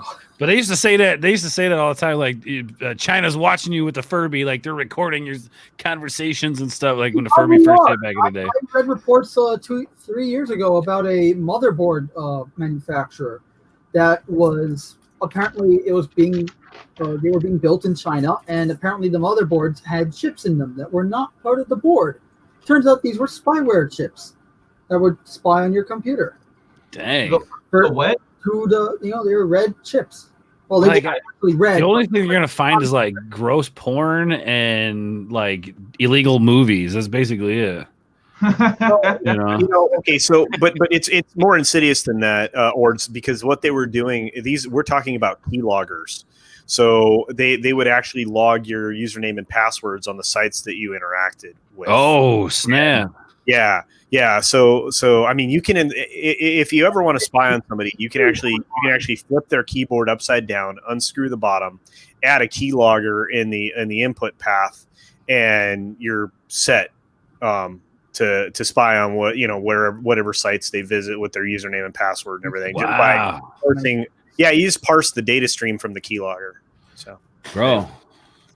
Hold on, I gotta check this thing. Hold on a sec, man. You got me like we fine horse. Nah, man, dude, they're listening. Like, can you hear me? Should I continue with the article or? Yeah, sorry. Go ahead. Oh well. EA has an excessive equity granting problem.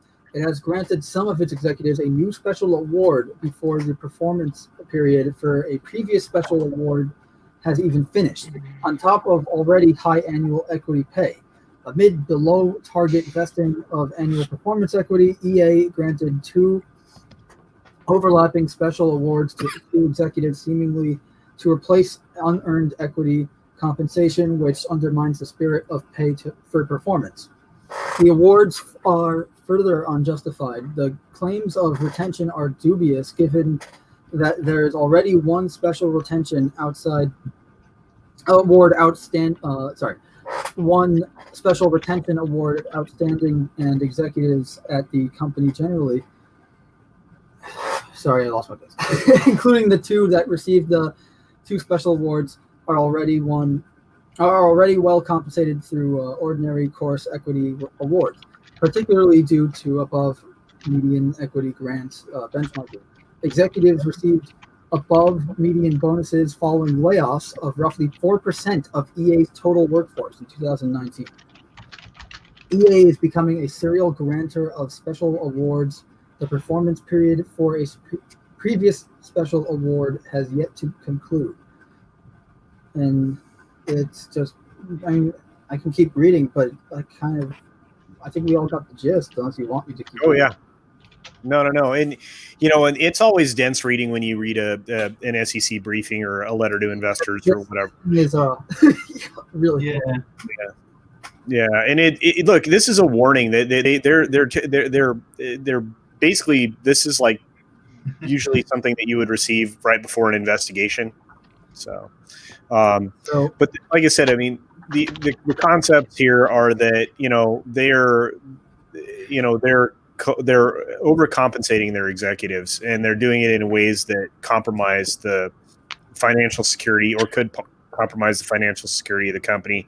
It'll drastically change the way they're reporting revenue, et cetera, et cetera. So there are many different elements. Another problem is, and here's the good news about all of this. The SEC and some news outlets now are actually saying this is wrong, they shouldn't be doing this. And that's good, because this is something I've been saying for years, that they've been paying their executives, at the cost of, and then they lay off workers, so essentially at the cost of the employees, literally. So it's good to actually see, okay, now it's being addressed, and now we're actually going to see some change. The question is, what is the change going to be? Yeah. Well, we'll see. Here's the thing. This happens. This doesn't just happen at game companies. It happens in corporate America all over the place. But I don't know. I want things to be more transparent for everybody, not just the people that invest in the companies, but for the employees as well. I think a company has a responsibility to make their employees aware of the fact that there's this level of disparity, I think. But that's just my opinion. Yeah. Just add on to that, actually, the problem also is not just the lack of transparency, but it's also, a lot of these corporate, it's not just the gaming industry, but the gaming industry, unlike others, every time they lay off, it's like, it's unfortunate, but we have to do it. Here's one of the quotes right here. Layoffs hit EA. CEO says they are necessary to address our challenges or something. It's like, because they need to fire these guys so that they can keep giving the executives bonuses. Right. That's just I've seen some of these numbers, unfortunately, and that is the case. These employees get knocked off just so that the guys like Andrew Wilson and Bobby Kotick and Jorgensen and what have you all get more money, and they're set for life already. They make millions of dollars without the bonuses. They don't even need to get another cent, but apparently they just want more money, and that's the problem. Is the greed of these companies. Well, in an update to what actually went down with the Apple thing, the Apple Store thing, real quickly. I mean, the obviously Epic Games was trying to circumvent the payment system for Fortnite, for your in-game purchases and stuff like that, and they basically created a way to go around the 30% Apple tax that because the Apple charges a premium on top of what you're getting from Fortnite. Right. So in order to eliminate that, they created basically a way to route around that, and Apple immediately, locked it down. So it's a little bit more involved than initially we spoke about. So, and it doesn't have any. So it was immediately after that happened, and if it's like a direct response to that, then it has nothing to do with spyware. That's just So, little bitches. I just wanted to be. That's just I like, wanted to be clear. we want to have to pay. We just want to have our app available so that other people can pay us. So we're going to circumvent you. Yeah. Yeah. So that's which is counter the terms of service. Well, Apple part of their terms of service. in their right to block them. Exactly. Yeah. Whether you like Fortnite or not, that's just how it is. Apple's in their legal right to block them because they have circumvented their software and how their system works. Mm-hmm. Well, I'm sharing a Bloomberg article about the whole EA investors reject executive pay in rare reboot. Yeah. Yeah, essentially everyone's reporting on it, and it's good. We need to get the word out that this isn't okay. You can't just people so you can get more money. You have enough money. Some of these people, like, are you kidding me? Like $1 million would be great for me right now, but you have $700 million coming in, twice a month or something, based on what I get. Yeah. Well, and again, what I want to say is this, and this is just to put my final stamp on this. I have no problem with executives being compensated. I have problems with them being in a position where, just like with politicians, they can essentially vote themselves a raise or figure out ways to grant themselves more benefits or money or anything else. And I think that if they're being paid too much to do a bad job, then it's just like anyone else doing a bad job in any other job, Like, I agree. But I wanted to be clear because of somebody who are making games like these are the guys who are like, okay, we need to make these games that have these egregious monetization tactics in them, and that result in people getting addictions into these games. Because this is the problem. It's very close. It's worse than gambling, and it's also very close to gambling. So people they become addicted to it. They can't, like, sometimes they need that loot box just to get that buzz, that hit, or whatever. It's like it's a drug to them. Yeah, like I said, just to put a finer point on it and to kind of round this out so we can move on, because we have one more subject to cover and we're an hour and a half in.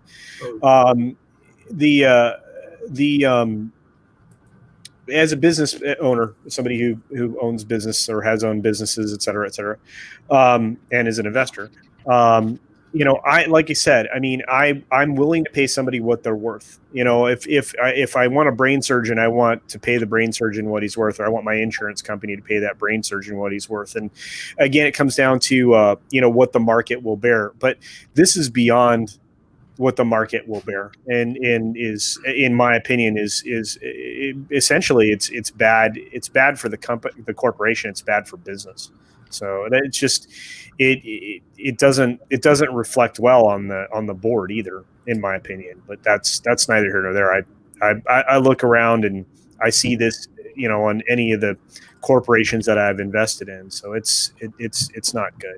But what all that we can do is try to elect a slate of a board, try to elect a slate that's going to keep these types of practices under control.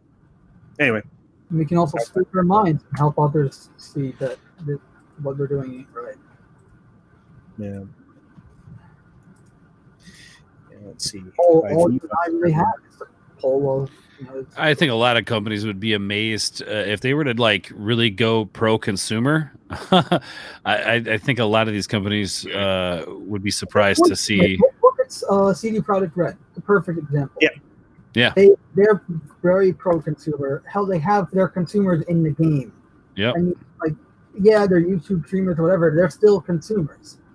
Right. They're the people that are going to sell their product. Customer. Mm-hmm. And it helps sell their product. And I remember an interview with a CD Projekt Red dev saying that he was asked about monetization, microtransactions, and he's like, "Why would I do that? I want my customer to keep coming back." Yeah.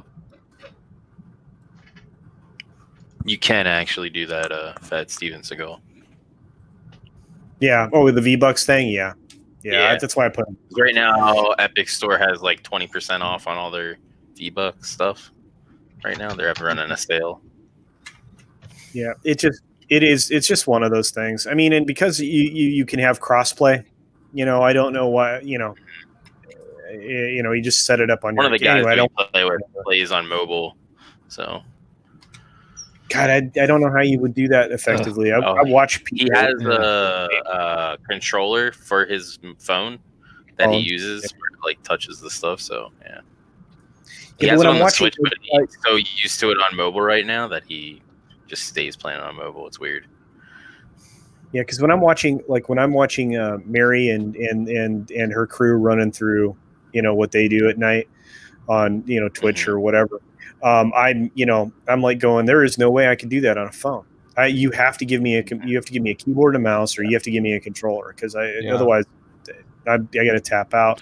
Yeah. Runner, do you have any thoughts on any of that stuff? Because we just blah blah blah, and we're all pretty big voices and personalities, and some of us don't shut up. So yeah, so guilty. I got a little bit off track. So what was the topic again? I know it was some letter that the investment. No, we're talking about the executive compensation, because it happened. One of the articles that Mando brought up was for Activision Blizzard, but EA is currently embroiled in the same thing. In fact, they just had an investor group send a letter stating that this was the level of compensation was uncalled for when they're cutting back on games production, et cetera, et cetera. So. But they got to make their money, man. Come on. Yeah. Other than that, there's nothing really much I can say about that. Yeah. I guess my thing is if you're putting out good products, if you're making the consumers happy, then okay, then we can look at the compensation there. We can look at, if a guy comes in and turns a company around where the customers are happy and excited, like, okay, then maybe he deserves to get paid a little bit more than most people. But that's not the case here. Right, exactly. That's kind of what I mean. That's what we're talking about to begin with. So what's going on?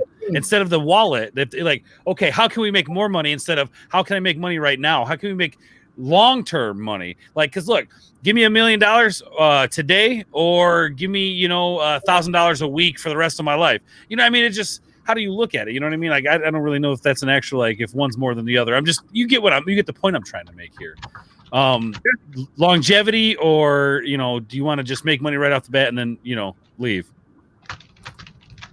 Sorry, just throwing my but there are lots of companies that are all about the quick cash rather than building something to last and continuing to develop it. At least Fortnite is continuing to try to develop things and improve the seasonal stuff. I'm not a fan, but I can't be mad.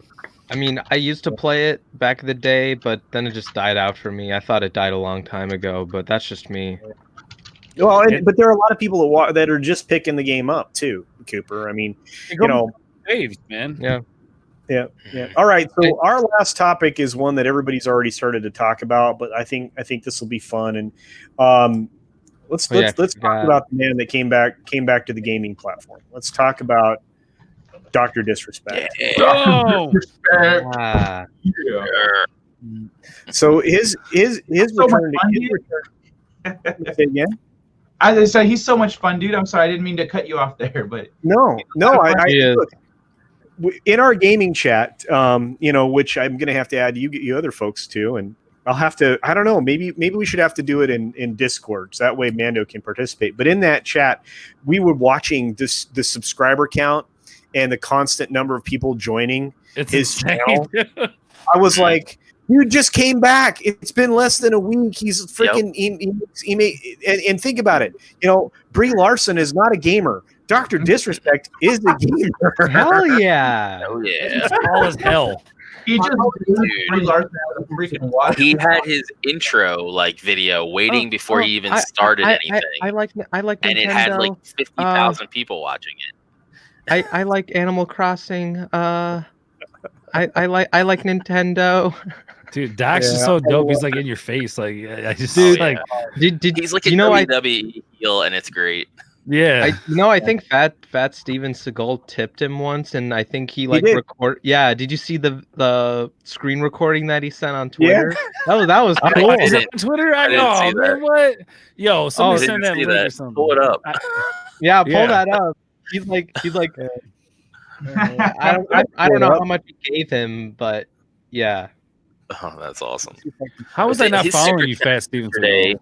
were going so fast that he could barely keep up.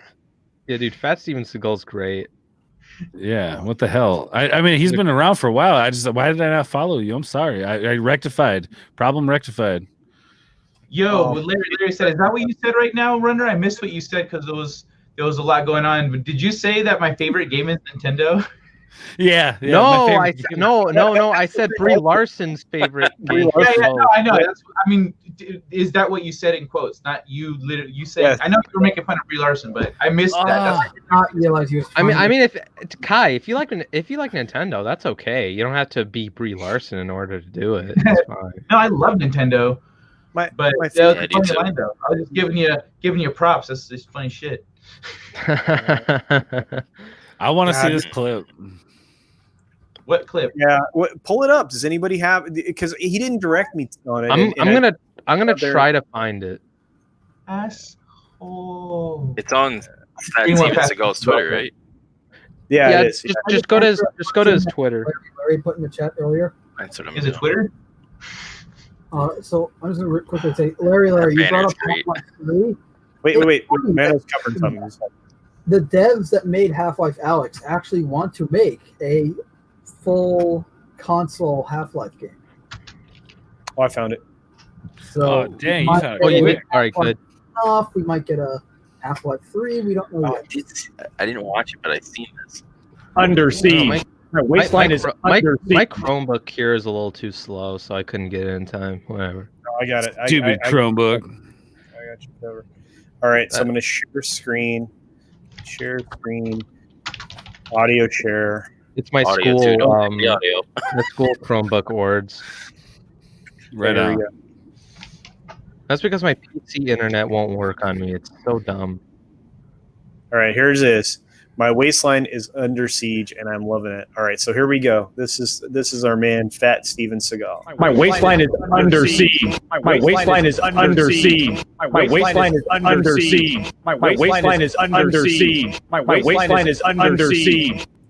No, but he recorded. Where's the video? There's an actual the clip. video. I got that. There's a clip of There's an actual video. All right. Look, I'm doing the best I can here. I'm just telling you, dude. There's an actual like. No, there's an actual clip of Dr. Disrespect saying Fat Steven Seagal sends super chat. Oh, really? Hold on. Yeah, hold on a second. Yeah. Awesome. Got me. Hold on. I got it right here. He hooked it up. Yeah, the man himself said wrong one. Yeah, he did. I know. Yeah, awesome. Because hold on a second. Let me bring it up here. Hold on. Because he was playing. He pinned the tweet. Actually, I got it right here.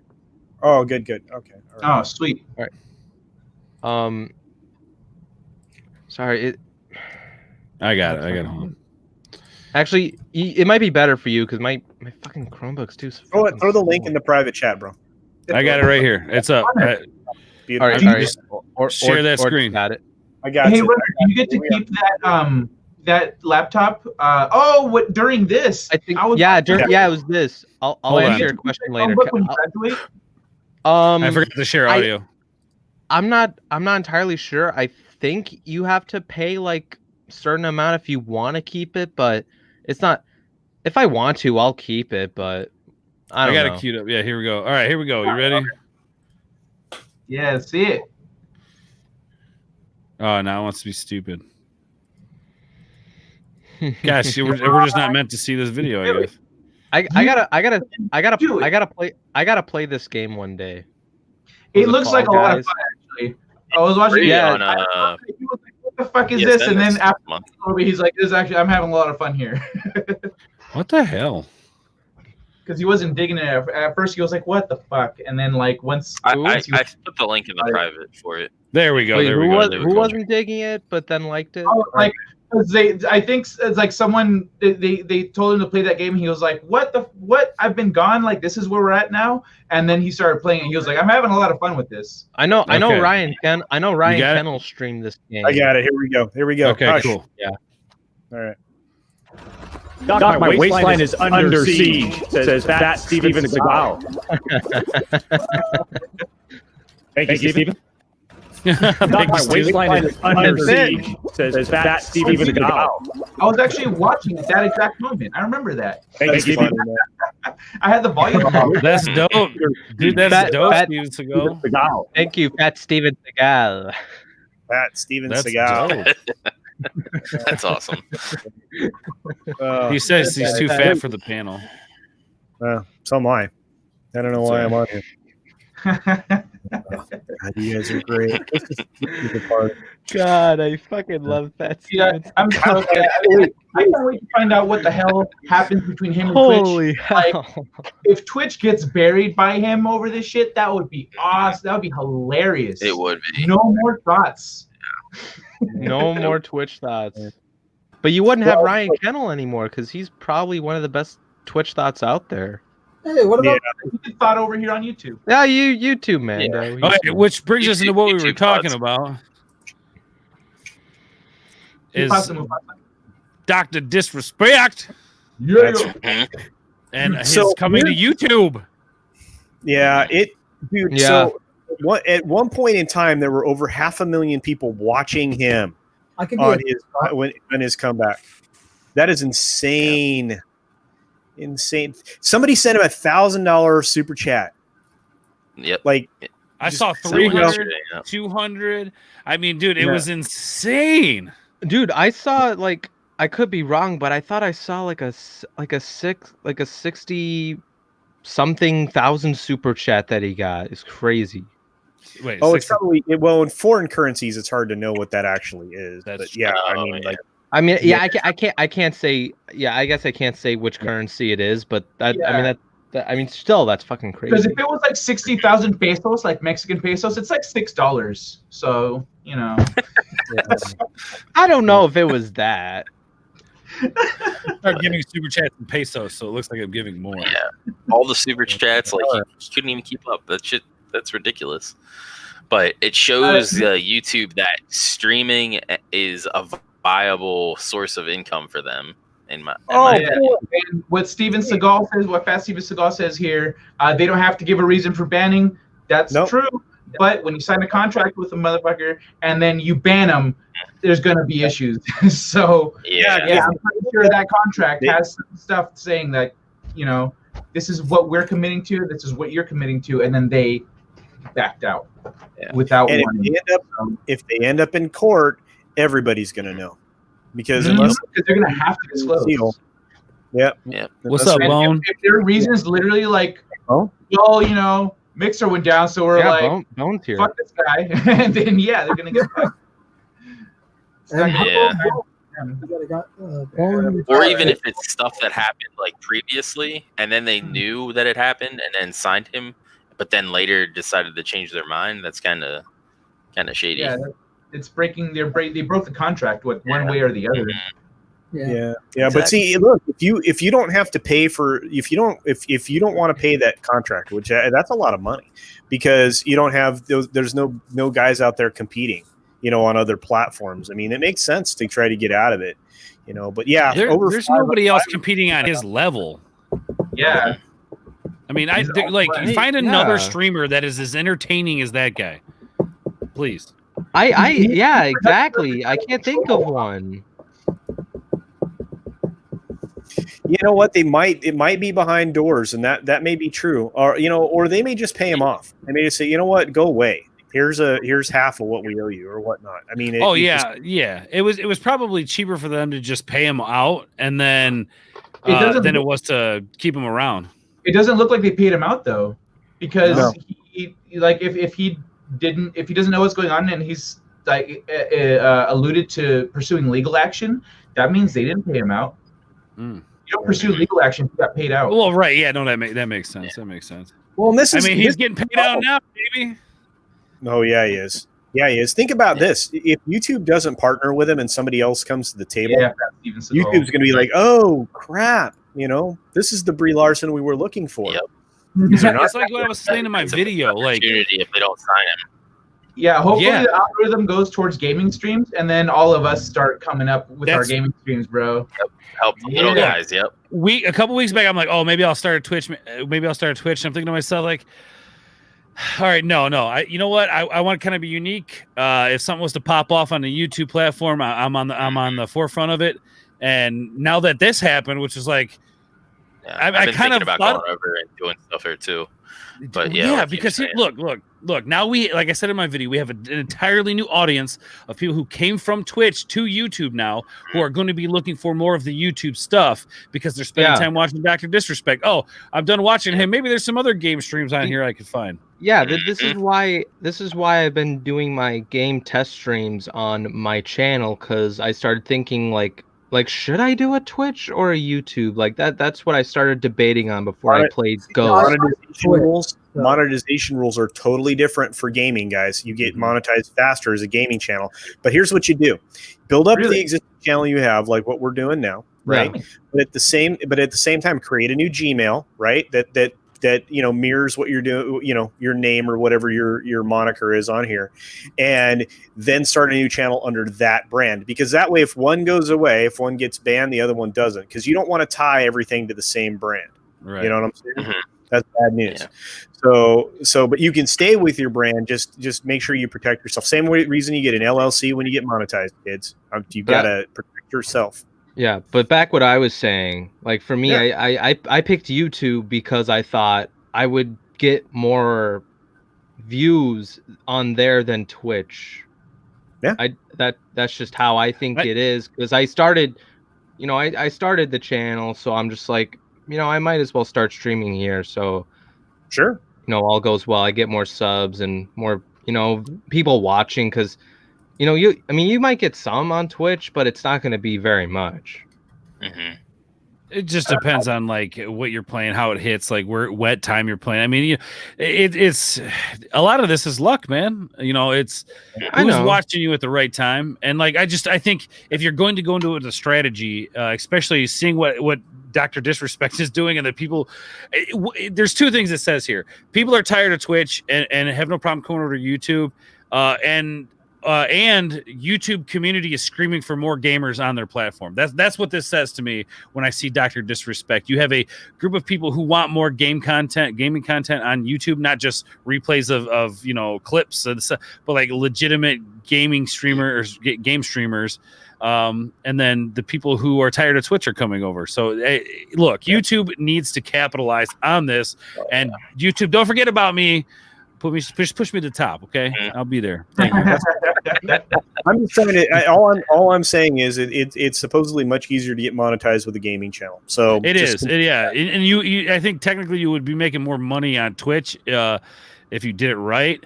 But which actually I thought about that culture. We should talk about like all that, backing your stuff up stuff. We should. Oh yeah. Speaking of monetization and stuff, like for me, I also picked YouTube because it's straight to my head. I thought, watch hours. That's going to help a lot. Yep.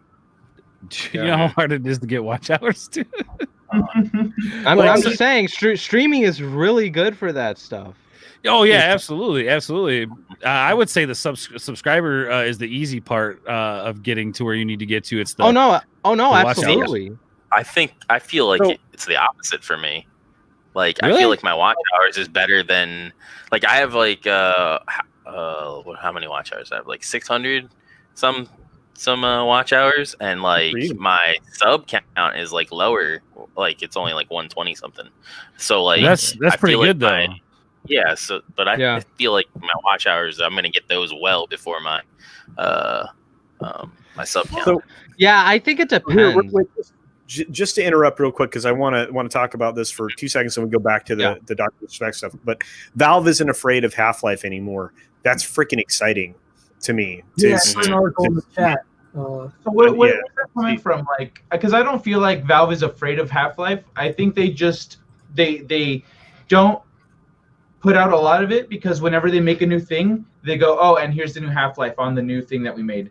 And then now people have to get the new thing because they're frothing for Half-Life. So I don't think they're afraid of it. I think they know what they've got, and they drop it when and where they want to. Yeah. Well, I'm looking forward to the new Half-Life. Want to play, get a VR. Oh. So like real quick with the Dr. Disrespect stuff, like I said in the video as well, I would have never really gone over and watched Dr. Disrespect on Twitch. But since been on YouTube, man, like I popped up the stream and like I found myself sitting there just enjoying it, listening to this guy talk. And it's kind of inspired me to kind of put together my own little character for game streams. And I think I'm going to buy a bomber jacket, man. I got some things in the works here.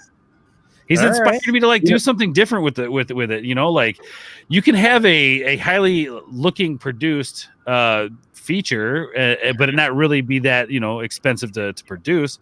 Yeah. And still entertain people. And like, I mean, I love his whole thing, man. He's put together and he like draws people in and he makes his audience feel a part of it. And that's why you're seeing these $300, you know, super chats and stuff like this, because like he makes you feel welcome. He makes you feel like you're a part of it. You know, he's got his Champions Club, man. Yeah. And that's what I want to do with my Cyberpunk. It's a lot like, oh, right, my bad. Go ahead.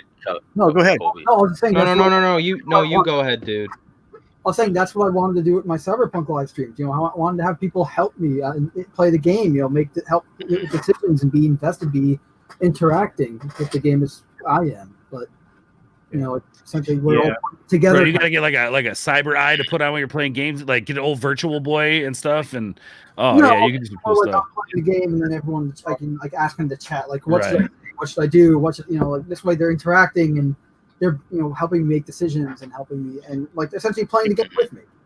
You know, it might be worth investing in an AR set of glasses so that you get you can see the chat while you're playing, because looking at two monitors simultaneously that's a whole other ball game, because you're constantly pausing. It'll be fine.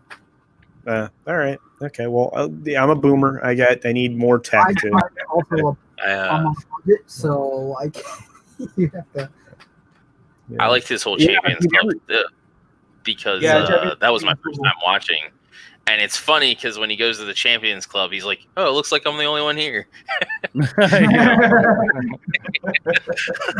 No, but what I was gonna say was, the fact that you guys were saying like, oh yeah, he makes you feel welcome and all that. It reminds me of this community. We're all welcoming each other. It's fantastic, and you have someone like Dr. Disrespect who has, he's just blowing up right now. I mean, his subscribers are crazy.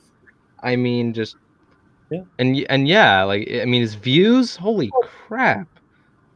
Adopting a wrestling persona is probably a good way to go, Ords. I can see you, I already look like that. Yeah, with Elias. I personally just like being myself. Yeah, you do look like Elias. There you go.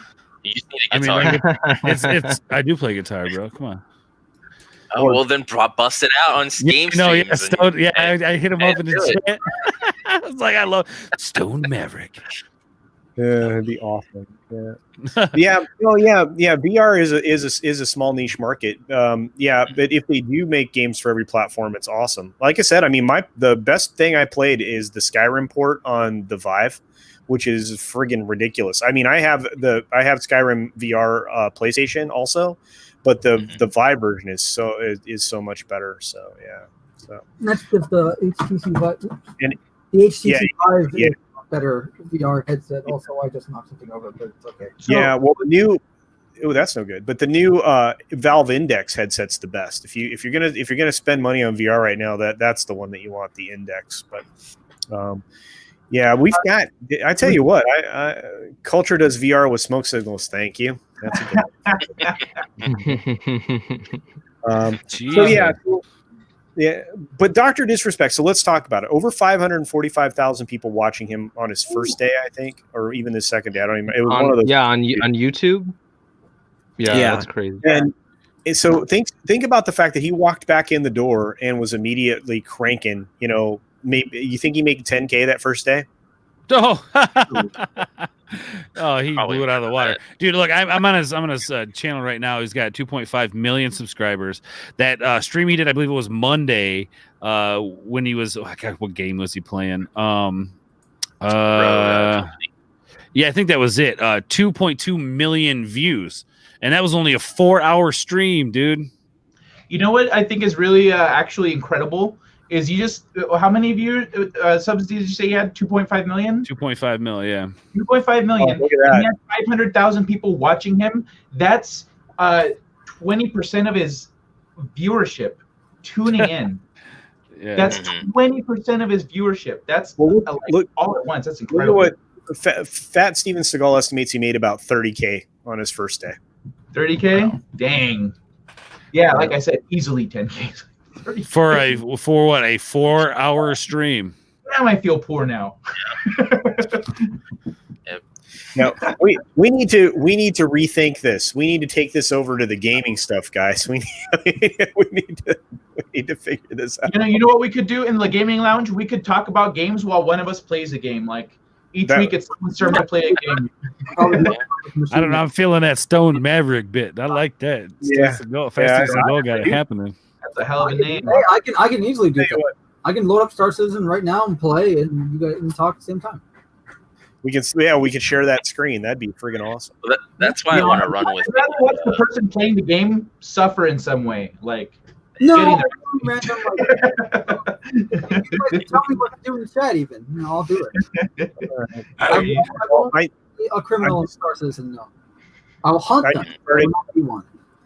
I just started laying down ideas for assets for Ord's Stoned Maverick. So let's see what happens with that. It's gonna be sick, dude. I can also play. That's why I want to run with my backyard wrestling persona on my channel and do the whole wrestling intro thing.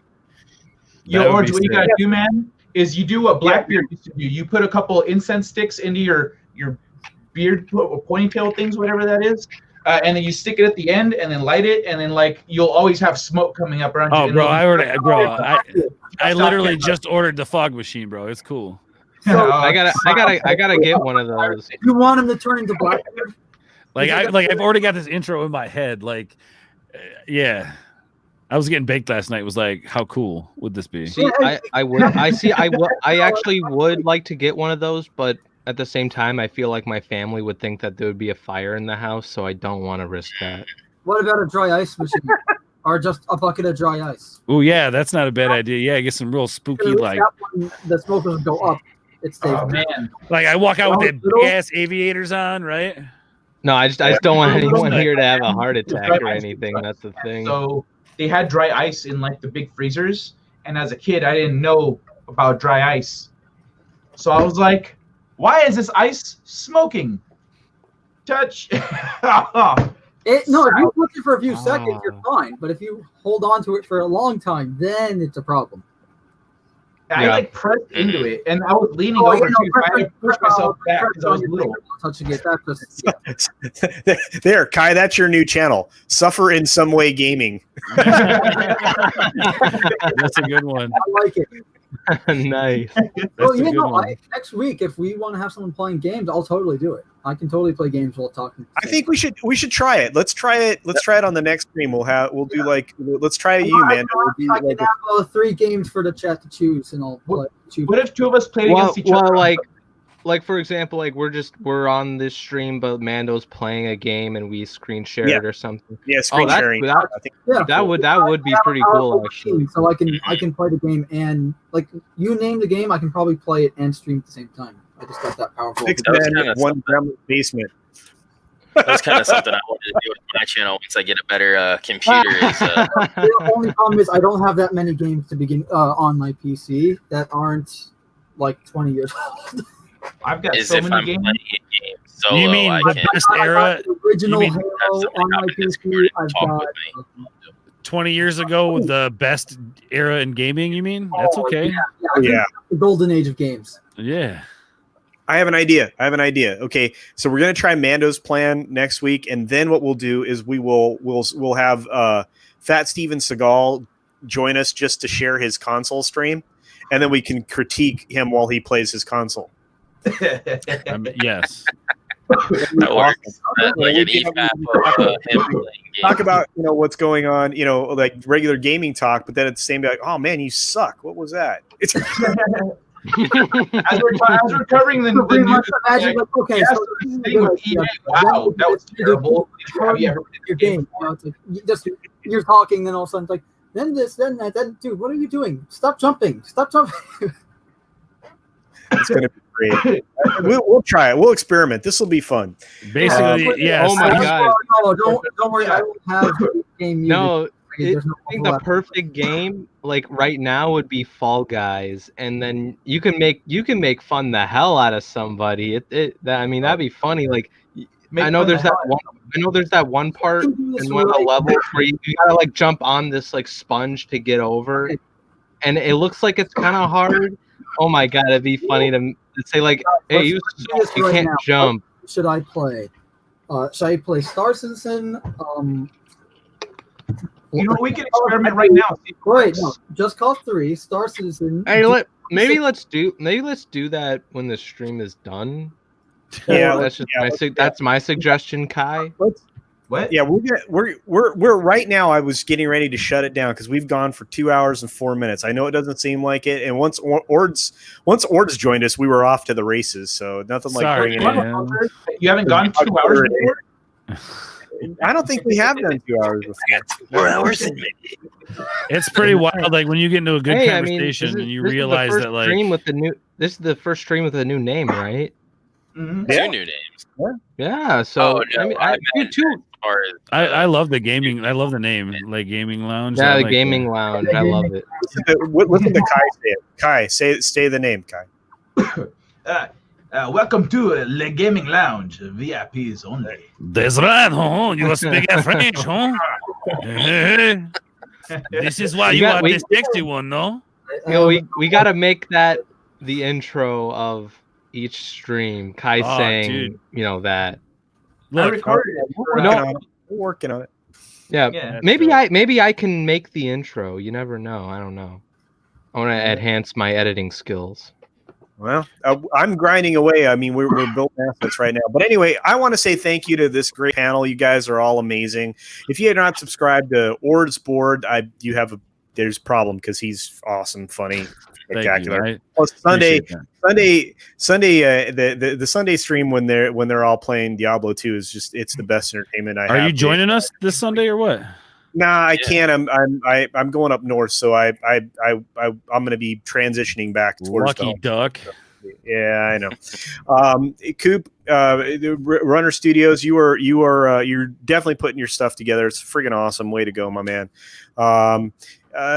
Kai, dude, your channel's coming together. I love your game show on Sundays. Make sure you check out Kai's game show on Sundays. It's fun. I mean, and both myself and Mad Mardigan will be on there on the 30th, right? August 30th. Welcome to the trivia battle. That's right, exactly. I think that's a good job. And then Angelous, my man, tomorrow is your birthday. You're doing a birthday stream. I'm going to send as many people I know over there to Happy say birthday. Show up if you have time and patience for me. Yeah.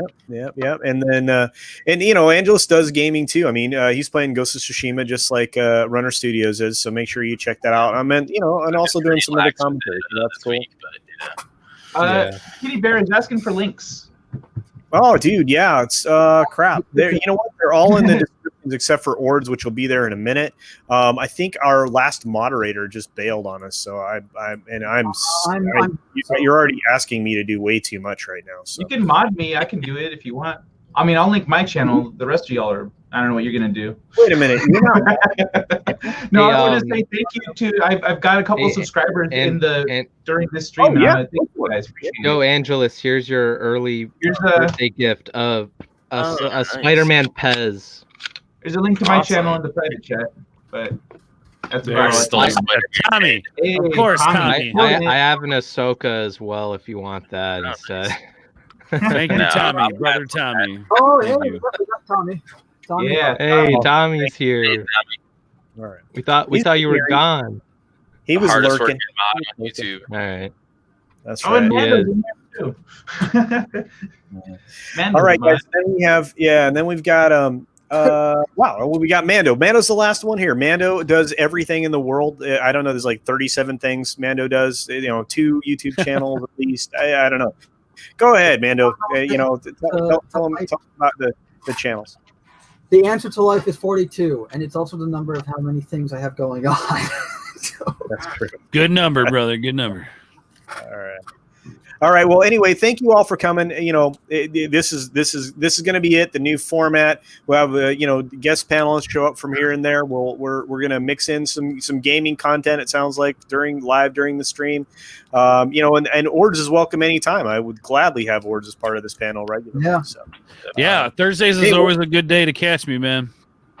All right. Well, I think it's perfect. So anyway, I appreciate you, everybody out there in the chat. We love you. We appreciate you. We would not be doing this without you. Just remember that. And until next time, everybody. See you. See you.